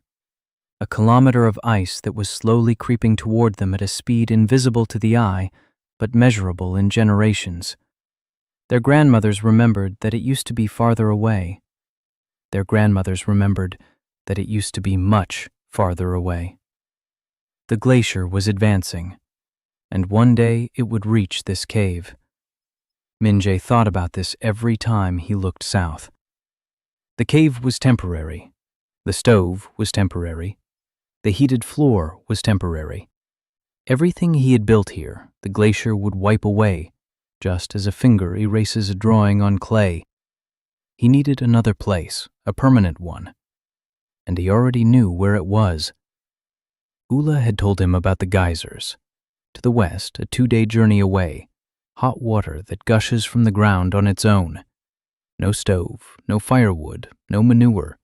The earth itself provides the heat. The tribe used to go there a long time ago, when it was warmer and the mammoths were closer. Then they stopped going. The journey is dangerous, across open terrain with no shelter, 2 days in the wind. With children and the elderly, it's 3 days, maybe 4. Minjae asked Torek if he knew the way. Torek said his father had gone there. Torek hadn't gone himself, but he remembered the story. Westward, along the ridge, over the pass, down into the valley. There's steam in the valley. The water is hot all year round. The rocks are warm from the earth. Minjae asked if there were caves there. Torek didn't know. Minjae decided they needed to scout it out, to go and take a look. Not everyone, just 2 or 3. Quickly, traveling light, take a look and come back. He wanted to go himself. Torek said no. He said Minjae was needed in the cave. If he left and didn't return, the tribe would lose everything. The furnace would go out, the mandu would run out, the heated floor would grow cold. Not because there was no one to tend it, but because without Minjae, people would lose faith that it worked. Minjae wanted to object, but Torek was right. His presence had become as much a part of the infrastructure as the hearth. Take away the stove, and it will get cold. Take away Minjae, and it will get scary. Torek went himself with one of the young hunters, a guy named Dole. Fast, quiet, a good tracker. They left at dawn with a supply of dried meat and mandu wrapped in animal hide. Minjae stood at the entrance and watched as the 2 figures grew smaller against the white landscape. Then they disappeared. Niu stood beside him. She asked if her brother would return. Minjae said he would. Niu looked up at him and said he always said that. But Rune hadn't come back either. Minjae crouched down in front of her. He looked into her eyes, dark, serious, with yellow sparks. He said that Torek was strong, that Torek was a hunter, that Torek knew the snow better than Minjae knew his own stove. Niu listened. Then she nodded. Then she took his hand and pulled him into the cave. She said it was time to make a mandu. Minjae followed her. Without Torek, the cave felt different, quieter, more unsettling. Saya had taken over the hunting. She left every day at dawn. She returned around lunchtime, always with prey, hares, partridges, once a fox. Minjae didn't know if you could eat fox. Saya said you could if you were hungry. The meat is tough and smells, but it's edible. Minjae made mandu with fox. The taste was strange, pungent, but it was edible. Niu wrinkled her nose and said she wanted it with mammoth. Minjae said there were no mammoths right now. Niu said that in that case, she'd pass on the fox. Minjae gave her a flatbread. Niu took the flatbread and walked away with an air of offended dignity. It was the first time Minjae had seen a 4-year-old child from the Ice Age be a picky eater, and he realized he'd done something right. A picky child is a well-fed child. A well-fed child is a living child. The days without Torek dragged on. Minjae worked. He expanded the heating channels. He made new pots. He repaired the bathhouse, which had started leaking in one corner. He taught the children every evening. He recorded Ula's knowledge. One of the women gave birth. A boy, tiny, blue. He wasn't breathing. Minjae was right there. He knew nothing about childbirth, absolutely nothing. But he knew one thing. If a newborn isn't breathing, you have to turn him upside down and slap him on the back. He'd seen it in a movie, some Korean film set in a village. He grabbed the baby, turned him over, slapped him. Once, twice, 3 times. The baby screamed, a high-pitched, piercing scream that filled the cave from wall to wall. The mother was crying. The women around her were crying. Minjae stood there, holding the screaming infant, and was shaking. Then he handed the baby to the mother. He walked out of the cave and sat down in the snow. His hands were shaking so much that he couldn't make a fist. Saya followed him out. She stood beside him. She didn't say anything. She just stood there. 5 minutes later, Minjae stood up. He went back inside. He sat down by the stove. He continued shaping the mandu. His hands were still shaking. The mandu came out lopsided. Niu said that his mandu today looked just like hers. Minjae snorted. Torek returned on the 5th day. Minjae saw 2 dots on the horizon and went out to meet him. Torek looked exhausted, weather-beaten. His eyes were red from the snow and wind, but there was an expression on his face that Minjae had never seen before. Not fatigue, not anxiety. Excitement. Quiet, restrained, but excitement. Torek said he'd found it. There's a valley. There are geysers, 3, maybe 4. Hot water gushes from the rock. Steam rises in plumes. The rock around it is warm. There's no snow within 100 steps of the geysers. The ground is soft, warm, green grass. In winter. Green grass in winter. Minjae listened, his heart pounding. Geothermal energy, free, endless. No firewood needed, no manure needed. The earth itself provides heat. If you build houses near the geysers, if you channel the hot water through pipes. If. Torek said one more thing. He said there's a cave in the valley, a big one, bigger than this one, and there are traces inside, old ones, very old. Someone lived there a long time ago, maybe a generation ago, maybe 2. They left or died, but the place is there. Minjae asked about the road. Torek said the road was difficult, the pass was high. With children and the elderly, it would take 4 days, maybe 5, but it was passable. Minjae nodded.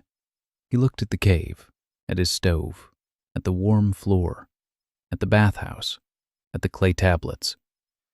He had built all of this in 3 months. Winter dragged on. The long night wouldn't let up. The sun wouldn't rise above a sliver of murky light on the horizon. Minjae had grown accustomed to the darkness. He'd grown accustomed to the fact that morning differed from night only by a shade of gray. He'd grown accustomed to the wind that never let up for even an hour. He'd grown accustomed to the cold that made the skin on his hands crack and his lips bleed. He hadn't grown accustomed to one thing: Verge's necklace. The small bones on a string, a child's finger bones. He thought about it every time he fell asleep, and every time he woke up. Verge would return. It wasn't a supposition, it was a given, like a glacier, like the wind, like the cold. Verge would return because he had no other choice, because his people were freezing and starving, because rumors of the warm cave of the melting stone were spreading across the snowy wasteland like smoke from a chimney, and because a shaman who cannot provide warmth to his tribe while another tribe nearby basks in it loses his power faster than Minjae can build stoves. Minjae was preparing, not for battle, for a siege. He thought like a manager. What do the besiegers need? Warmth, food, time. Kings they don't have. Warmth, food, time. If the siege drags on for a week, Redbone will freeze, literally, out in the snow, without shelter, without a stove, without hot food. They'll last 3 days, maybe 5 if they burrow into the snow. So they have only one strategy: a quick assault. Break in, seize control, sit by the stove. Minjae was fortifying the entrance. A second wall of stones behind the curtain, a narrow passage, 1 person at a time. Pots of boiling water at the top. Saya stood with her bow behind the stone wall, 3 arrows in the frozen ground nearby. Torek with a spear in the passageway, 2 hunters on either side. Minjae positioned them like pieces on a board, not because he knew how to fight, because he knew how to see space. Logistics is about space and flow. The entrance is the choke point. Control the choke point, and you control the flow. They waited. A day, 2, a week. Redbone hadn't come. Minjae was getting nervous. Waiting is worse than action. He knew this from his work. When you're waiting for a call from a client who might cancel the contract, every minute of silence is a blow. Saya was nervous in her own way, quietly, silently, but Minjae saw her checking the bowstring, over and over. Pull, release, pull, release. Her fingers moved on their own, habit, reflex. Her body was preparing for what her mind wanted to run away from. On the 10th day of waiting, a boy came to the cave, alone, small, about 8 years old, wearing tattered furs, barefoot. Minjay saw him from a distance and at first thought it was a wolf, a small, hunched silhouette in the snow. Then he got a closer look. A child.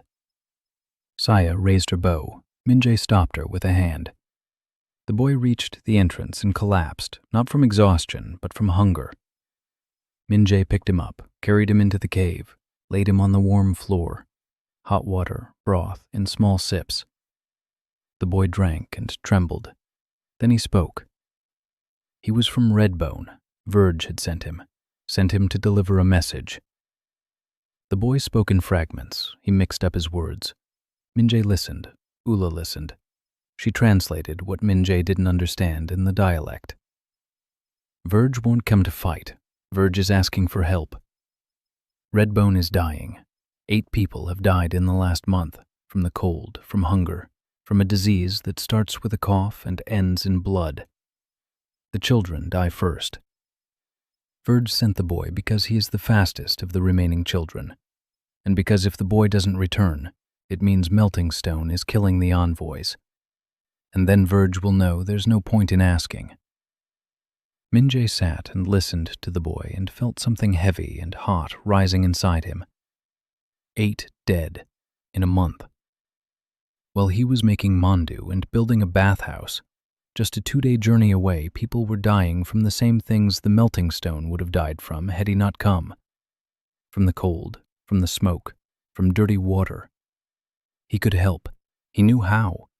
A chimney, a stove, boiled water, a warm floor, all the same things. Simple, basic, elementary. He turned to Torek. Torek stood with a stony expression. Minjay said they needed to help. Torek said no. Minjay looked at him. Torek said that Redbone had come a month ago with weapons. They wanted to kill and take everything. And now they were asking for help because they'd lost, not because they'd understood. That's why they shouldn't help. Minjay understood him. He understood the logic. To help the enemy is to strengthen the enemy. Strengthening the enemy meant getting stabbed in the back once the enemy grew stronger. It was the logic of survival. The logic of 20,000 years of cold. The logic of a world where trust is worth more than life, because betrayed trust kills more surely than the frost. Minjay understood, and he disagreed. He looked at the boy, at his bare feet, blue, frostbitten, at the ribs visible through his skin, at the eyes that held neither fear nor hope. The empty eyes of a child who expects nothing good because good things never happen. Minjay turned to Torek and said he understood him, but he asked one thing. He asked if Torek remembered what Niu looked like when Minjay arrived. Torek froze. Minjay said that Niu looked exactly the same. Green snot, a wheeze, gray lips, ribs showing through her skin. If Torek had come to a stranger's cave with Niu in his arms and asked for help, and he'd been told no because his tribe was the enemy, what would Torek have done? Torek was silent for a long time. His face was impassive. Then he turned and walked back to his spot by the wall. Minjay didn't know if that meant yes or no. Ula approached. She said quietly that Torek would agree, not Mao, by morning. He needed time for the anger to pass through him and leave. She turned out to be right. In the morning, Torek approached Minjay and said one word. "Let's go."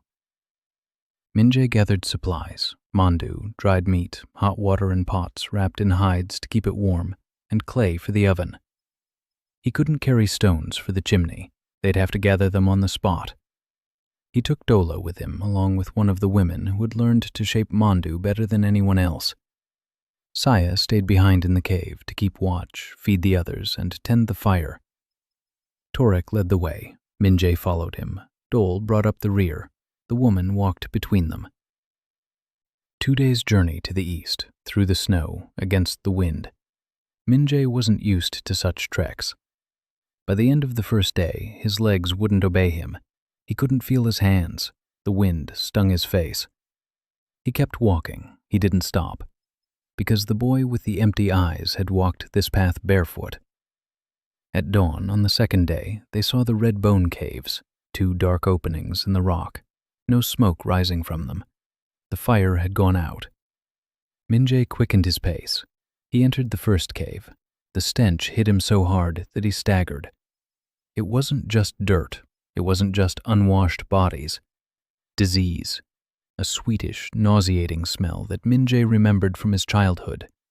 His grandmother used to say that's what it smells like when a body starts to eat itself. It was dark inside. The fire had gone out a long time ago. The coals were cold.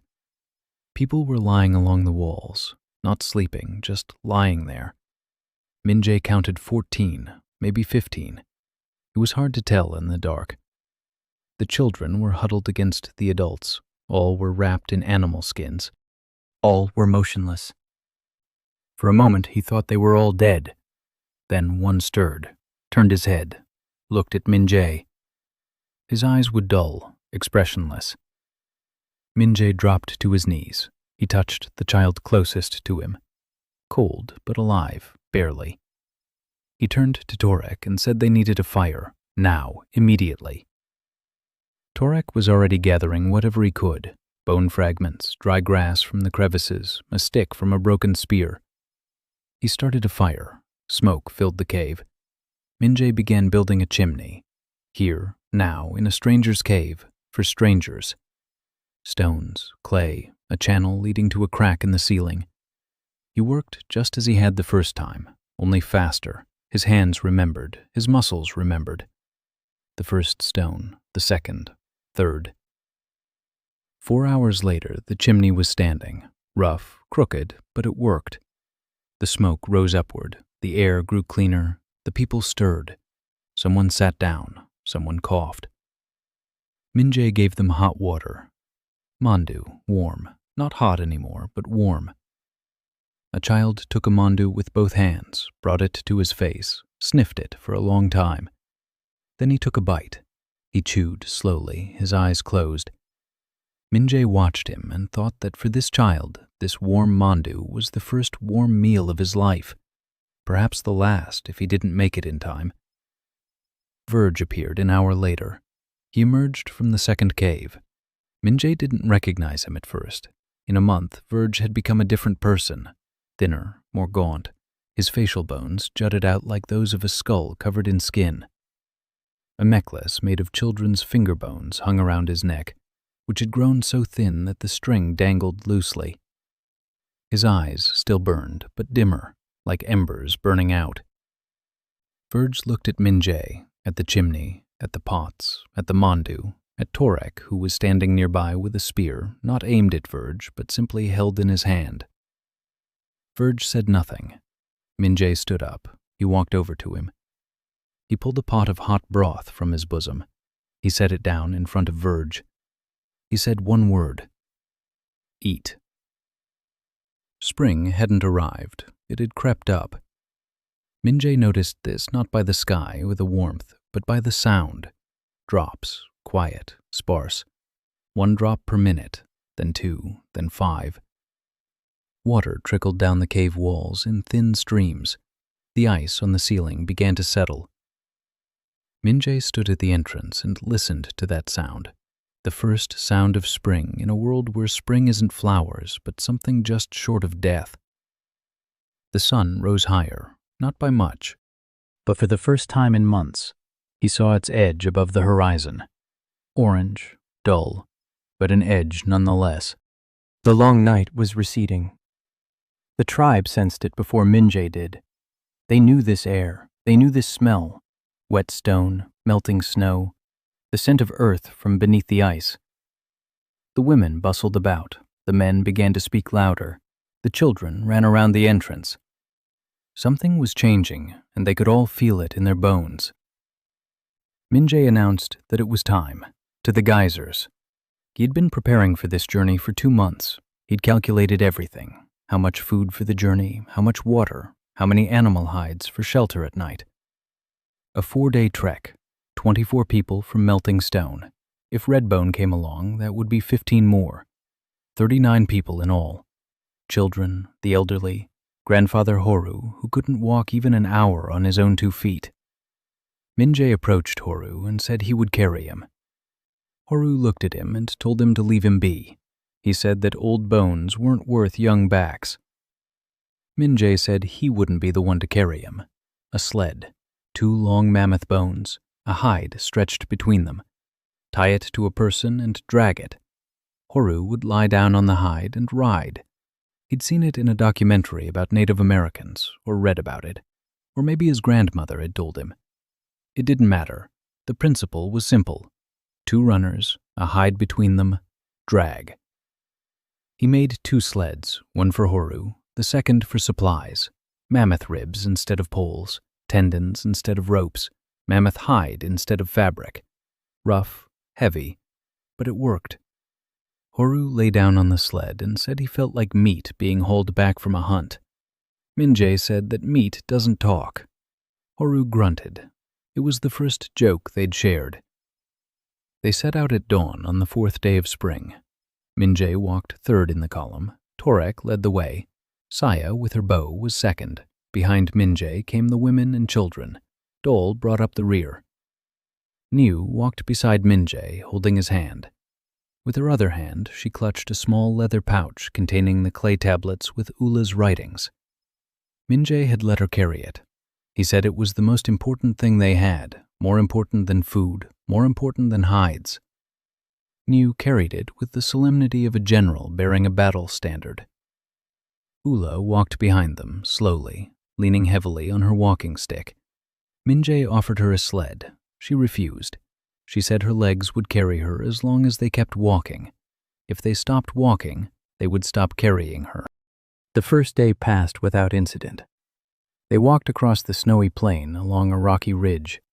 The wind blew in their faces, but it was weaker than in winter. The sun hung over the horizon as a round, pale spot. By evening, they set up camp near a cliff. Minjae built a fire. He cooked mandu. He handed them out. People ate in silence. They were tired. The children fell asleep right by the fire. Minjae sat and watched them. 39 people, the entire population he knew in this world. They had all followed him. Not Torek. Him. Because he had said it would be warm there, and they had believed him.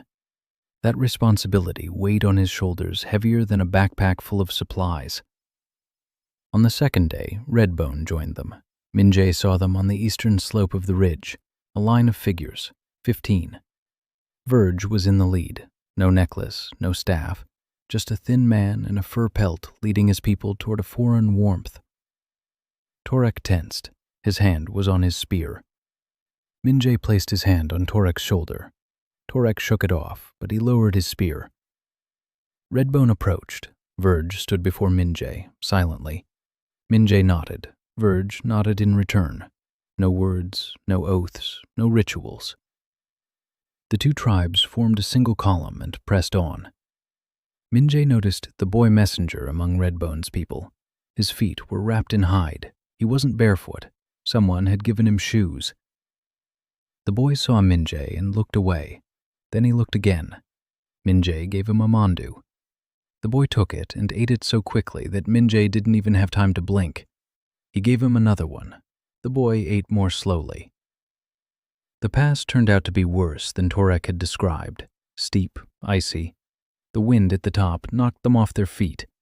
One of the Redbone women fell. Minjae and Torek helped her up. The child in her arms was screaming. Minjae took the child and carried him across the pass himself. A stranger's child, an enemy's child. Warm, alive, screaming in his ear. At the top of the pass, Minjae stopped. He looked down, and he saw it. The valley below.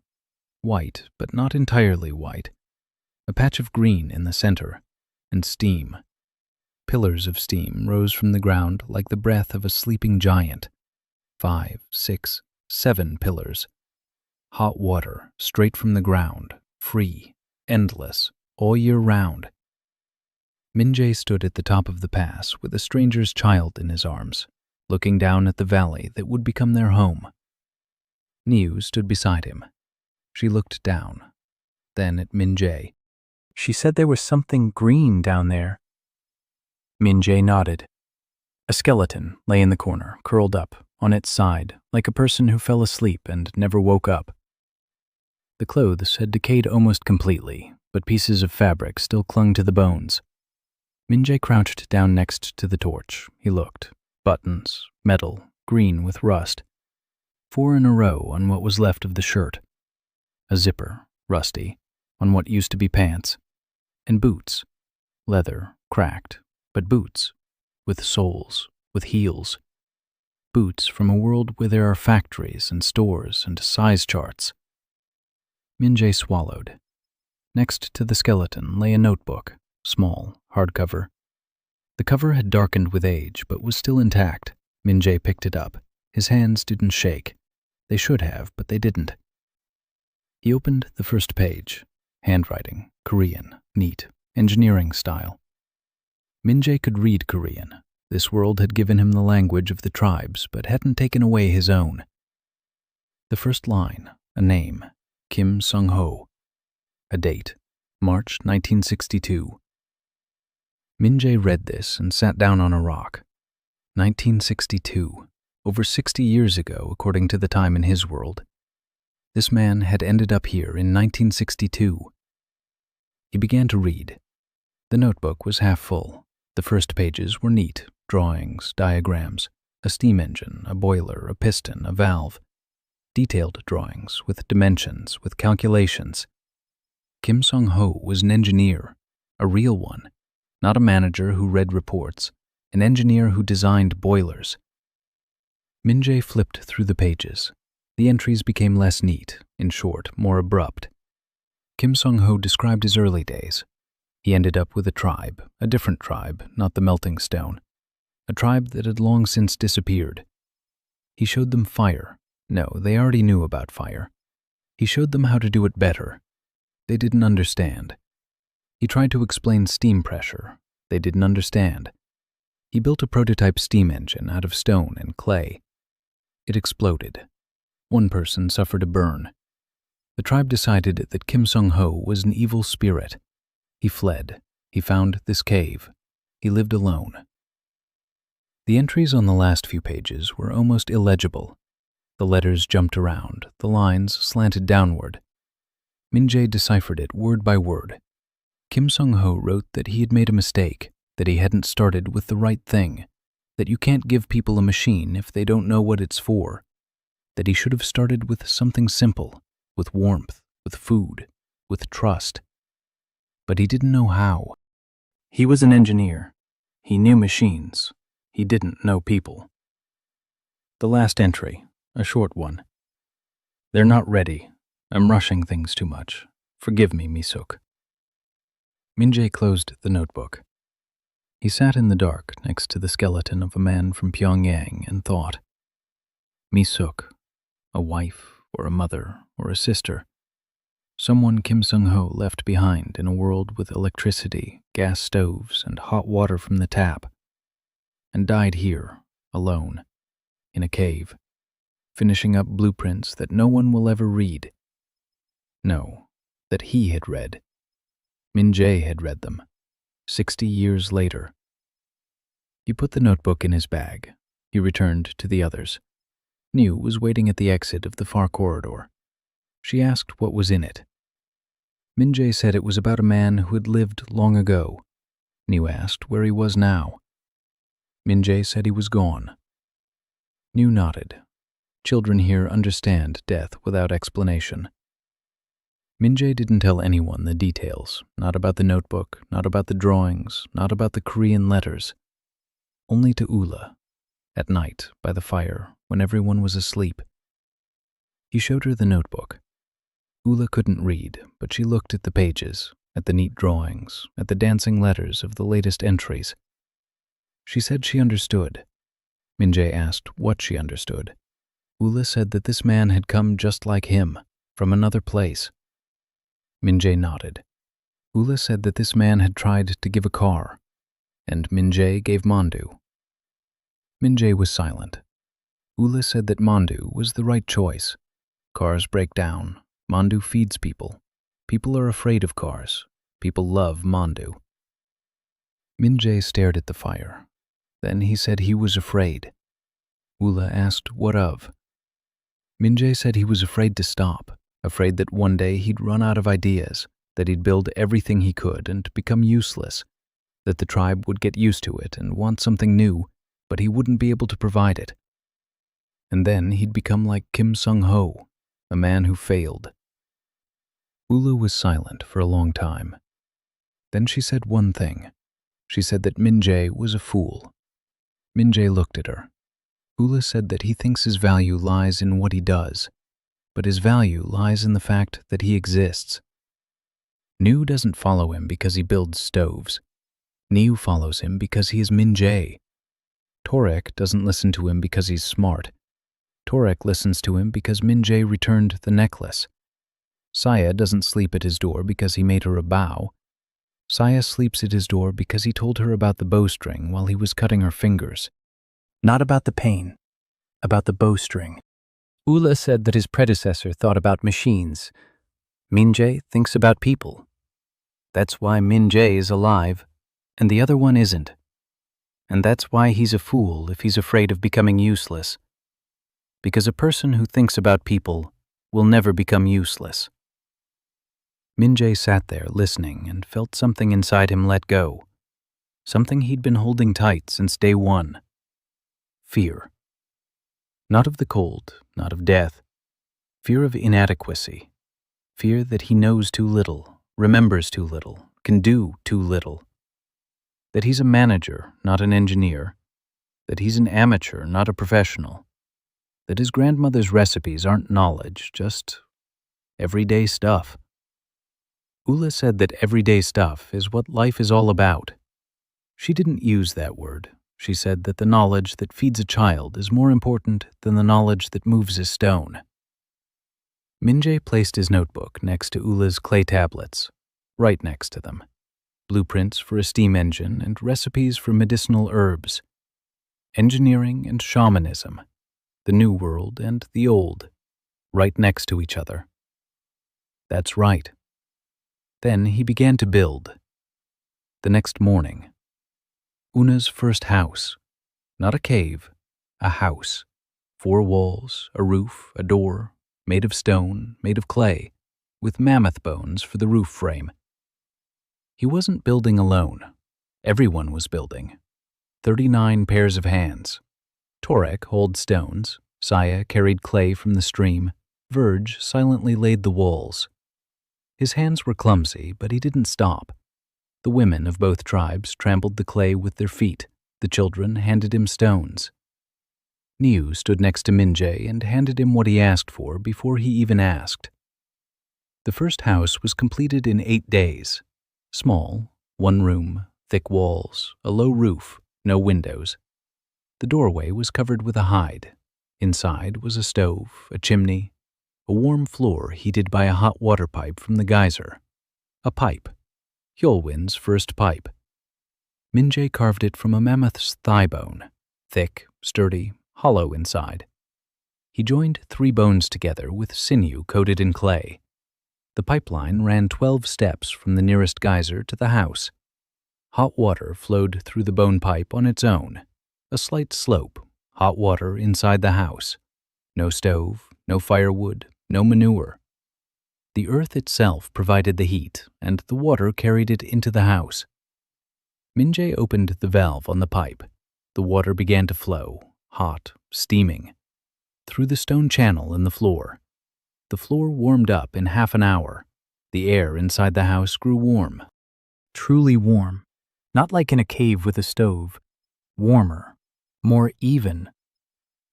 Minjae stood inside Onhe's first house and felt the warmth rising from the floor through his feet, up his legs, and into his body. Ondol, Korean underfloor heating. 20,000 years old, right here, still working. Made from mammoth bones and hot water from a volcano. Summer. Onhe's first summer. Minjae didn't recognize the valley. 3 months ago, this had been an empty hollow with geysers and the cave. Now there were 11 houses, small, stone, with roofs made of bones and hides, with heated floors, with hot water. One house per family, each with a stove, each with a chimney. Paths have been trodden between the houses. Next to the large geyser stands a bathhouse, a real one, with a changing room, with a hot pool hewn out of stone, with a cold rinse. Nearby is a workshop. Nearby is a kitchen where 6 women mourning mold mandu. Nearby is a storage shed where meat is dried and fish from the warm stream is cured. 39 people became 43. 4 children were born. All survived. All of them. For the first time in a generation, every newborn lived to see summer. Minjae sat on a rock by the geyser and looked out at the town. The town. He couldn't call it anything else. 11 houses, a bathhouse, a workshop, a kitchen, a storage shed, a school. Yes, a school too, a separate building. The smallest one, 1 room, clay walls, a table made of a stone slab resting on bone supports, stools made of stone scraps. 12 children sat there every morning and drew symbols on clay tablets. They counted, they asked questions. Niu sat in the front row, always. She drew faster than anyone else. She counted faster than anyone else. She asked questions that left Minjae speechless. Once she asked why the water from the geyser was hot and the water from the stream was cold if both were water. Minjae explained about the earth's heat, about the rock that was hot deep underground. Niu thought for a moment and said, "So the earth is a big furnace, and the geyser is its chimney." Minjae sat there, blinking, because in a way she was absolutely right. Then what Minjae had both been waiting for and dreading happened. The embassy, from the south. 4 people, 2 men, 1 woman, 1 teenager. They came up the valley and stopped at the edge of the village. Minjae saw them and realized this was something else. Not starving refugees, not warriors, something else. Their clothes. They were wearing clothes made of tanned leather, not raw hides, tanned leather, soft, smooth, stitched. A hairpin glinted in the woman's hair, copper. Minjae saw that hairpin and his heart began to beat faster. Copper, metal, worked metal. These people had come from a place where metallurgy existed, the House of Obsidian. Ula recognized them immediately. She approached Minjae. She said quietly that they were envoys from the House of Obsidian, a city in the south, at the edge of the glacier. They have copper, they have a hierarchy, they have priests, they have an army, and they have a reason to come here. Smoke, plumes of smoke over On are visible from days' journey away. Minjae nodded. He invited them in. The woman entered first. Minjae looked at her and thought of one word, danger. Not physical, mental. She had eyes that saw everything and revealed nothing. Dark, quick. She surveyed the houses, the stoves, the chimneys, the bathhouse, the school. Her gaze touched and assessed every object, like an inventory. Minjae knew that look. He'd seen it in the inspectors from headquarters, people who came not to help, but to tally. Her name was Nara. She introduced herself in an even voice. She said that the House of Obsidian sent its greetings, that the High Priest, Kael'Tum, wanted to know who had lit the new fire in the north, and whether that fire signified friendship or war. Minjae invited her into his home. He set the table. Mandu, hot, with mammoth meat and wild garlic. Tea made from dried herbs, flatbreads. Minjae ate first, from her plate. He took a bite of a mandu, chewed it, pushed the plate toward her, said one word. Checked. Eat. Nara sat motionless. 1 second, 2, 5, 10. Minjae waited. He didn't know where the intuition came from. He just knew that this woman had never eaten food she hadn't tested first, that every bite in her life had first been tasted by someone else, and that he had just done that himself, without being asked, without explanation. Nara reached out, took a mandu, brought it to her mouth, took a bite, chewed slowly. Her eyes were open, but her gaze had drifted somewhere inward. She finished the mandu, took a second one, a third, stopped at the fourth, placed her hands on the table. Her fingers were trembling. Minjae saw it. She looked up. There was something in her eyes that hadn't been there a minute. Not tears, but something close to them. She said the food was warm. Minjae nodded. She said that at the obsidian house, the food was sometimes warm, but it was never safe. Minjae didn't answer. She realized that he understood. They talked for 3 hours. Nara asked questions, lots of them, about stoves, about pipes, about hot water, about school, about mandu, about the bathhouse. Minjae answered, openly, without hiding anything. She asked why he wasn't hiding anything. He said that warmth doesn't diminish when you share it. Nara fell silent. Then she said that at the House of Obsidian, knowledge is currency. Whoever knows more is stronger. Sharing means getting poorer. Minjae said that in his world, people used to think that way too. But then it turned out that a company where all departments share information makes more money than a company where everyone keeps things to themselves. Nara didn't understand the word company, but she understood the meaning. There was a girl with the embassy. Minjae didn't notice her right away. She was standing in the back. She was short and stocky. Her hands were covered in burns and calluses. She had short hair and one cheek was smudged with soot. She wasn't looking at the houses or the people. She was looking at the chimneys, at Nara's copper hairpin, at the stones of the stove, at the bone framework of the roof. Her eyes were ablaze, not feverishly like Verge's, but something else, like someone who sees the answer to a question that has tormented them their whole life. Her name was Onhe. She was a blacksmith's apprentice. She had run away with the embassy. Nara knew and let her go. Minjae found out about it later. Right now, he saw only her hands, a blacksmith's hands. Strong, deft, accustomed to the heat. He approached her. She flinched. Minjae asked if she knew how to coil copper into a spiral without cracking it. Onhe stared at him with wide-open eyes. Then she nodded, quickly, several times in a row. Minjae said she was the chief pipe engineer and could get to work. Onhe opened her mouth, closed it, opened it again. Then she turned and walked into the workshop. Minjae hadn't seen her for 3 days. When she came out, she was holding a coil, a copper tube coiled into a spiral, smooth, no cracks, no dents. Minjae took it. He turned it over in his hands. He ran his finger along the surface, smooth, warm from her hands. He said one word, beautiful. Onhe blushed to her ears. She turned around and went back into the workshop. Fall of the 2nd year. Nara left and returned. She left with a report for Kyle Toom. She returned with a warning. Kyle Toom is not pleased, not angry. Worse, he's alarmed. The House of Obsidian does not tolerate rival centers of power.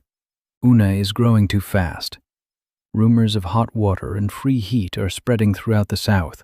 People are leaving the House of Obsidian's jurisdiction and heading north, to Onhe. 5 families in the last 2 months. Kyle Toom sees this as theft, not of people, for his priests teach that cold is a punishment, that people must endure and pray, that warmth must be earned through suffering. Onhe says otherwise. Onhe says that warmth can be created with one's own hands, that it doesn't need to be earned, that all one needs to do is build a pipe and hot water will come on its own. To Kyle Toom, this is heresy, not because he's stupid, but because if people believe that warmth can be created without priests, then priests are unnecessary, and Kyle Toom is unnecessary. Nara told this to Minjae that night, at his house, at the table with Mandu. She spoke calmly, without emotion, like a scout reporting on the situation. Minjae listened. Then he asked what Kyle Toom would do. Nara said he would send diplomats first. He would offer Minjae a place in the House of Obsidian, to become a priest of heat, under Kyle Toom's control. Minjay would refuse. Nara knew he would refuse.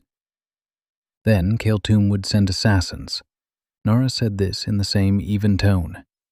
Minjay looked at her. He asked why she was telling him this.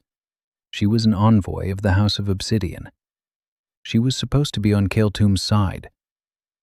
Nara remained silent. Then she said that for 13 years she had been a weapon of the House of Obsidian.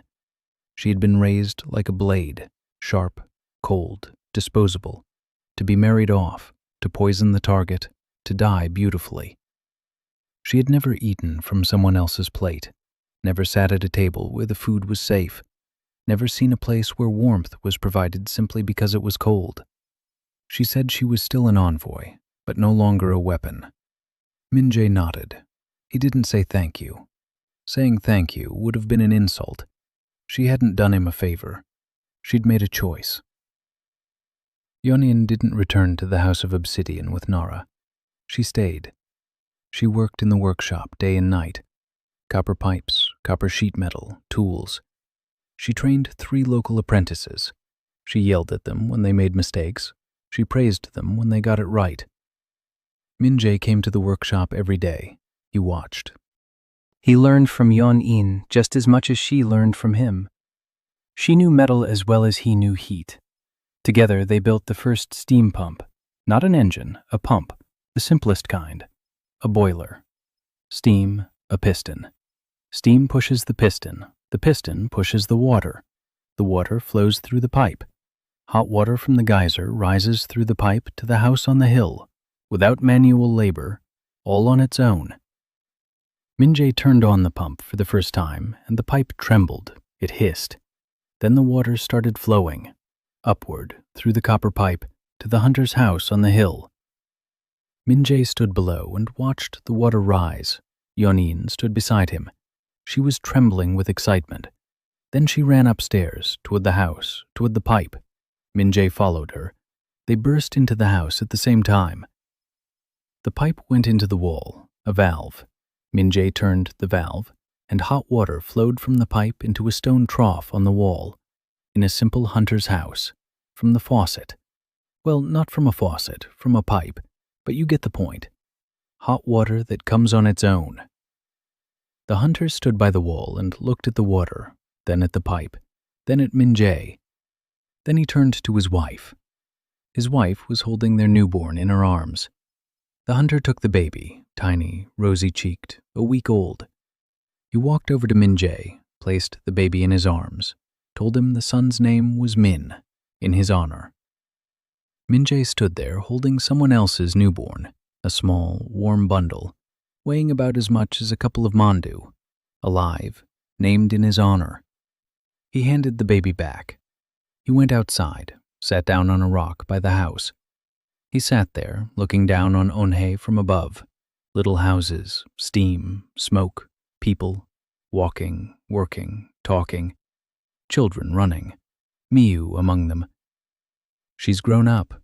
She's 6, almost 7, tall for her age, serious, with a little bag of clay tablets that she carries everywhere.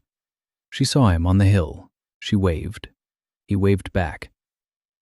Saya was standing at the entrance to the bathhouse. She was looking at him, silently, as always, from a distance, through the people between them. Her gaze reached him like an arrow. Hana arrived a week after Nara, a wandering storyteller. Minjay heard her before he saw her.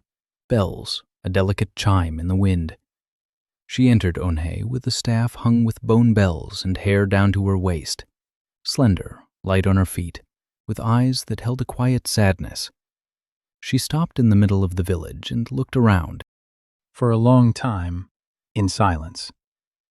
Then she approached Minjay and said she had traveled the entire known world, every village, every tribe, all the caves, and nowhere had she seen anything like this. Minjay asked what it was. Hana said that nowhere had she seen children running around in winter without fur coats, because they were warm. She stayed, not because she was asked to, because she had found what she wanted to sing about. Winter of the second year, Kael'thum arrived, not with diplomats, with an army, a small one, 20 warriors. By the world's standards, that was a lot. 20 armed men with copper spearheads, worse than stone ones. They were marching through the valley toward Onhe and looked like death on the march. Minje saw them from the hill. He came down. He approached Torek. Torek was already standing with his spear. Saya was beside him. His bow was drawn. Verge was behind them with his men. 12 men from Onhe had come out to the edge of the valley, 12 against 20. Minje looked at Saya. Saya looked at him. He shook his head. Don't shoot. Saya clenched her teeth but lowered her bow. Minje stepped forward, alone, unarmed, toward 20 spears. Keltum walked at the head of his army. Minje saw him and thought that this man was not evil. Tall, gray-haired. His face was etched with wrinkles like a map of a mountain range. His eyes were tired, deep-set. 55 years old in a world where 40 is the limit. He had weathered more winters than anyone Minje had ever met.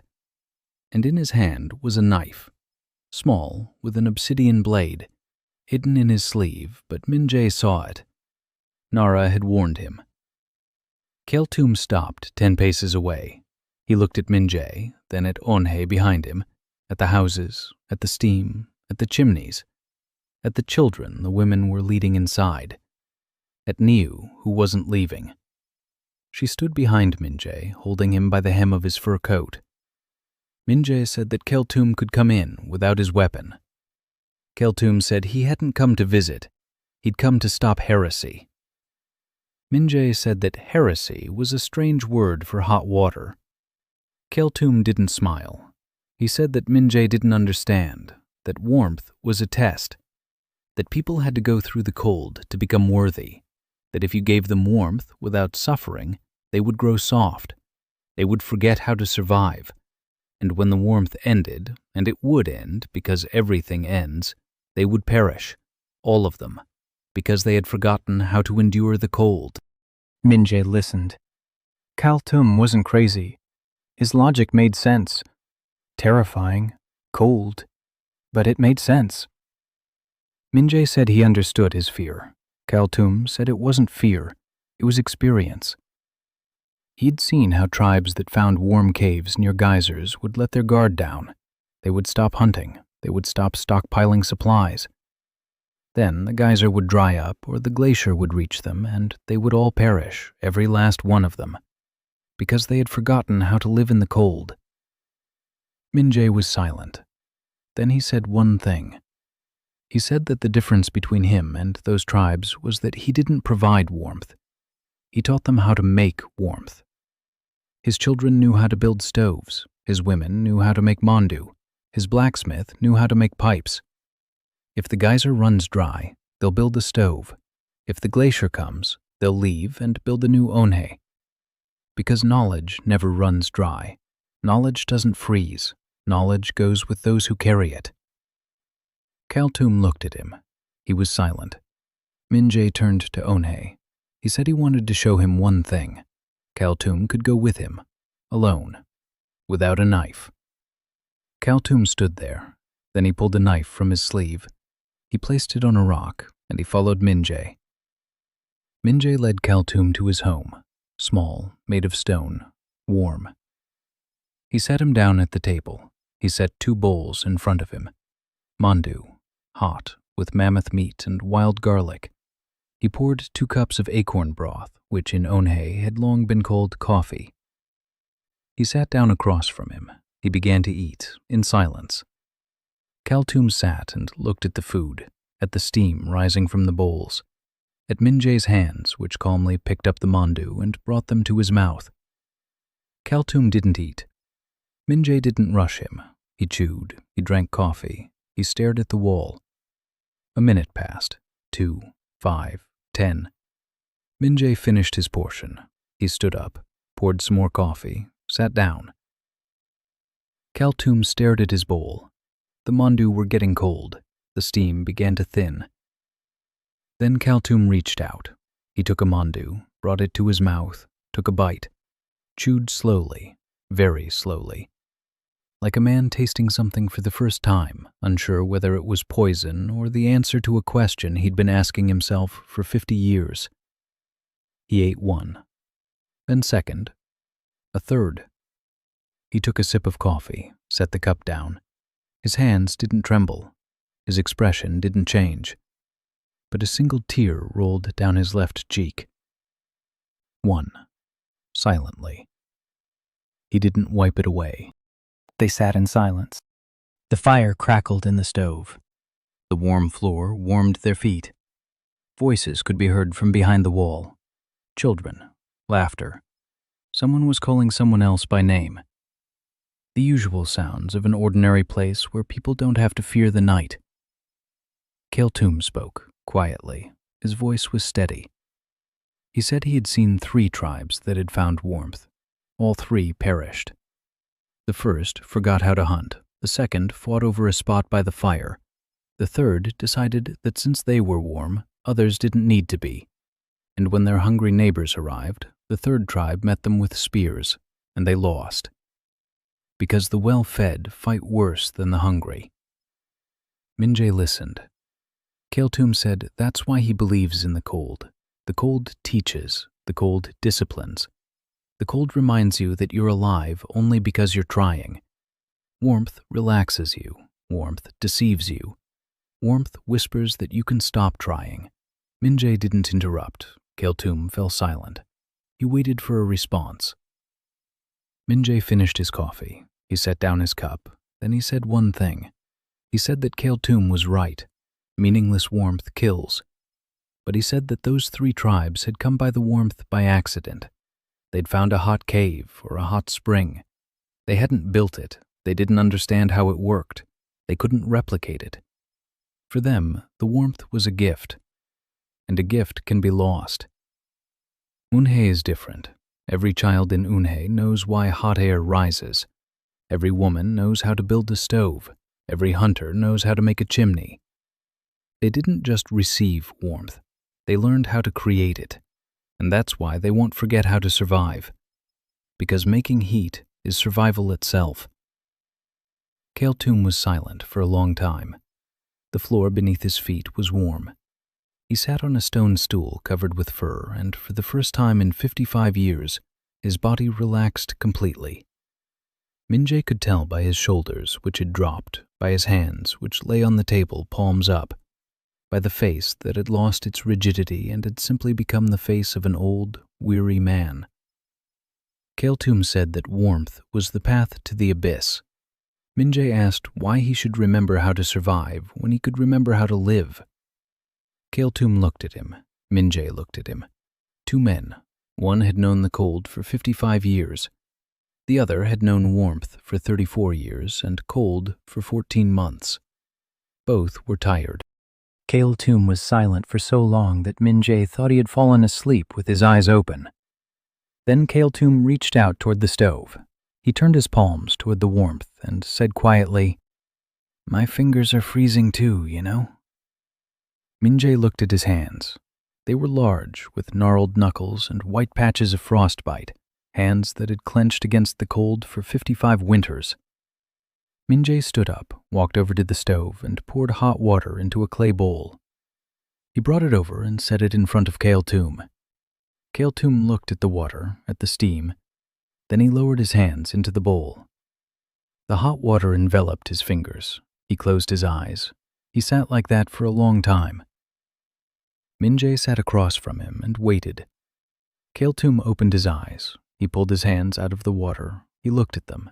He wiggled his fingers, slowly, as if checking to see if they still obeyed him. Then he stood up. From the folds of his clothes, he pulled out a knife with an obsidian blade, a second one. Minje wasn't surprised. He placed the knife on the table, the handle facing Minje. He turned around. He walked out. Minje sat there, staring at the knife, at the obsidian blade. Black, shiny, sharp as glass.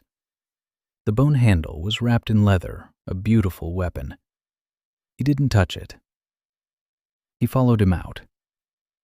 Keltum was standing in the street. His warriors stood behind him, 20 spears. Keltum turned to them. He said something in the dialect of the House of Obsidian. Minjae couldn't make it out, but he saw the spears lower, one by one. Kael'thum looked at Minjae over his shoulder. He didn't nod, he didn't smile, he just looked. Then he led his men away. 20 warriors marched through the valley away from Onhe, and not a single one looked back, except for Kael'thum. He looked back once at the column of steam rising above the city, then he turned away and left. Saya approached Minjae, silently. She stood beside him. Then she did something she had never done before. She took his hand, with 3 fingers. Minjae felt the stumps of his ring finger and little finger, stiff, healed, rough, and 3 fingers, sturdy, strong, alive. He didn't let go of her hand. Nara and Yeon-in watched from the workshop window. Nara stood motionless. Yeon-in chewed on her lip and pretended to look at the coil of rope in her hands. Hana sat on the roof of Minjae's house. A staff with bells lay nearby. She saw everything, the entire conversation, The entire farewell. Sai's entire hand in Minjae's, and she began to sing, quietly, to herself, one's first song. Minjae couldn't hear the words from the ground, only the melody, simple, slow, like steam rising upward. Ula stood by the stove in the bathhouse. She smiled with just the corners of her lips. She hadn't seen any of what had happened on the street, but she knew. She had always known. Night. Minjae sat on the roof of his house. Niu was beside him. She pressed herself against his side and dozed. In her hands was a small bag of clay tablets. She wouldn't let go, even in her sleep. Minjae looked at one, at the houses from which smoke was rising, at the steam above the geysers, at the bathhouse where a light was on, at the workshop from which the sound of hammering came. Yeon-in was working. She was always working. At the school where, in the morning, 12 children would draw symbols, count, and ask questions to which he had no answers. At the people walking fearlessly between the houses, without blue lips, without green snot, without necklaces made of children's bones, without hunger in their eyes. He watched and thought of Kim Song-ho, of the engineer from Pyongyang who died alone in a cave with blueprints for a steam engine, who started with a machine rather than a person, who tried to save humanity and wore himself out. Minjae wasn't saving humanity. He was saving Niu, and through Niu, Torik, and through Torik, Sayu, and through Sayu, Verge, and through Verge, the messenger boy, and through the messenger boy, the hunter who named his son Min. Each time, one specific person, not abstract humanity, specific hands, specific faces, specific bowls of hot mandu. He thought of his grandmother, of how she'd been shaping mandu since she was 18, every day. The same dough, the same filling, the same motions. And every time, for someone specific, for her grandson, who reaches out his hands before it's time, for the neighbor with a sore back, for the mailman freezing on his route. His grandmother wasn't saving the world. She was feeding the people she saw, and the world didn't collapse because of it. He looked up at the sky, the stars, bright. In a world without electricity, the stars looked like a scattering of coals on black velvet. Thousands, millions. And among them, in the east, a thin streak of light. Dawn. No, it's too early for dawn, but there was light. Minjae watched. The light spread, pink, warm, unreal for a winter night. Then the edge of the sun emerged from behind the horizon. Minjae froze. The sun, a winter sun, low in the sky, but the sun, the real thing. The first in the endless months of the long night, orange light flooded the valley. The steam rising from the geysers turned golden. The snow on the slopes turned pink. The houses of Onhe cast long shadows. People came out of their homes, one after another. They raised their faces toward the sky. They stood and watched, in silence. Some were crying, some were laughing, some were doing both. The long night was over. A coincidence, probably a coincidence. Minjae wasn't superstitious. He was a manager. Managers don't believe in signs.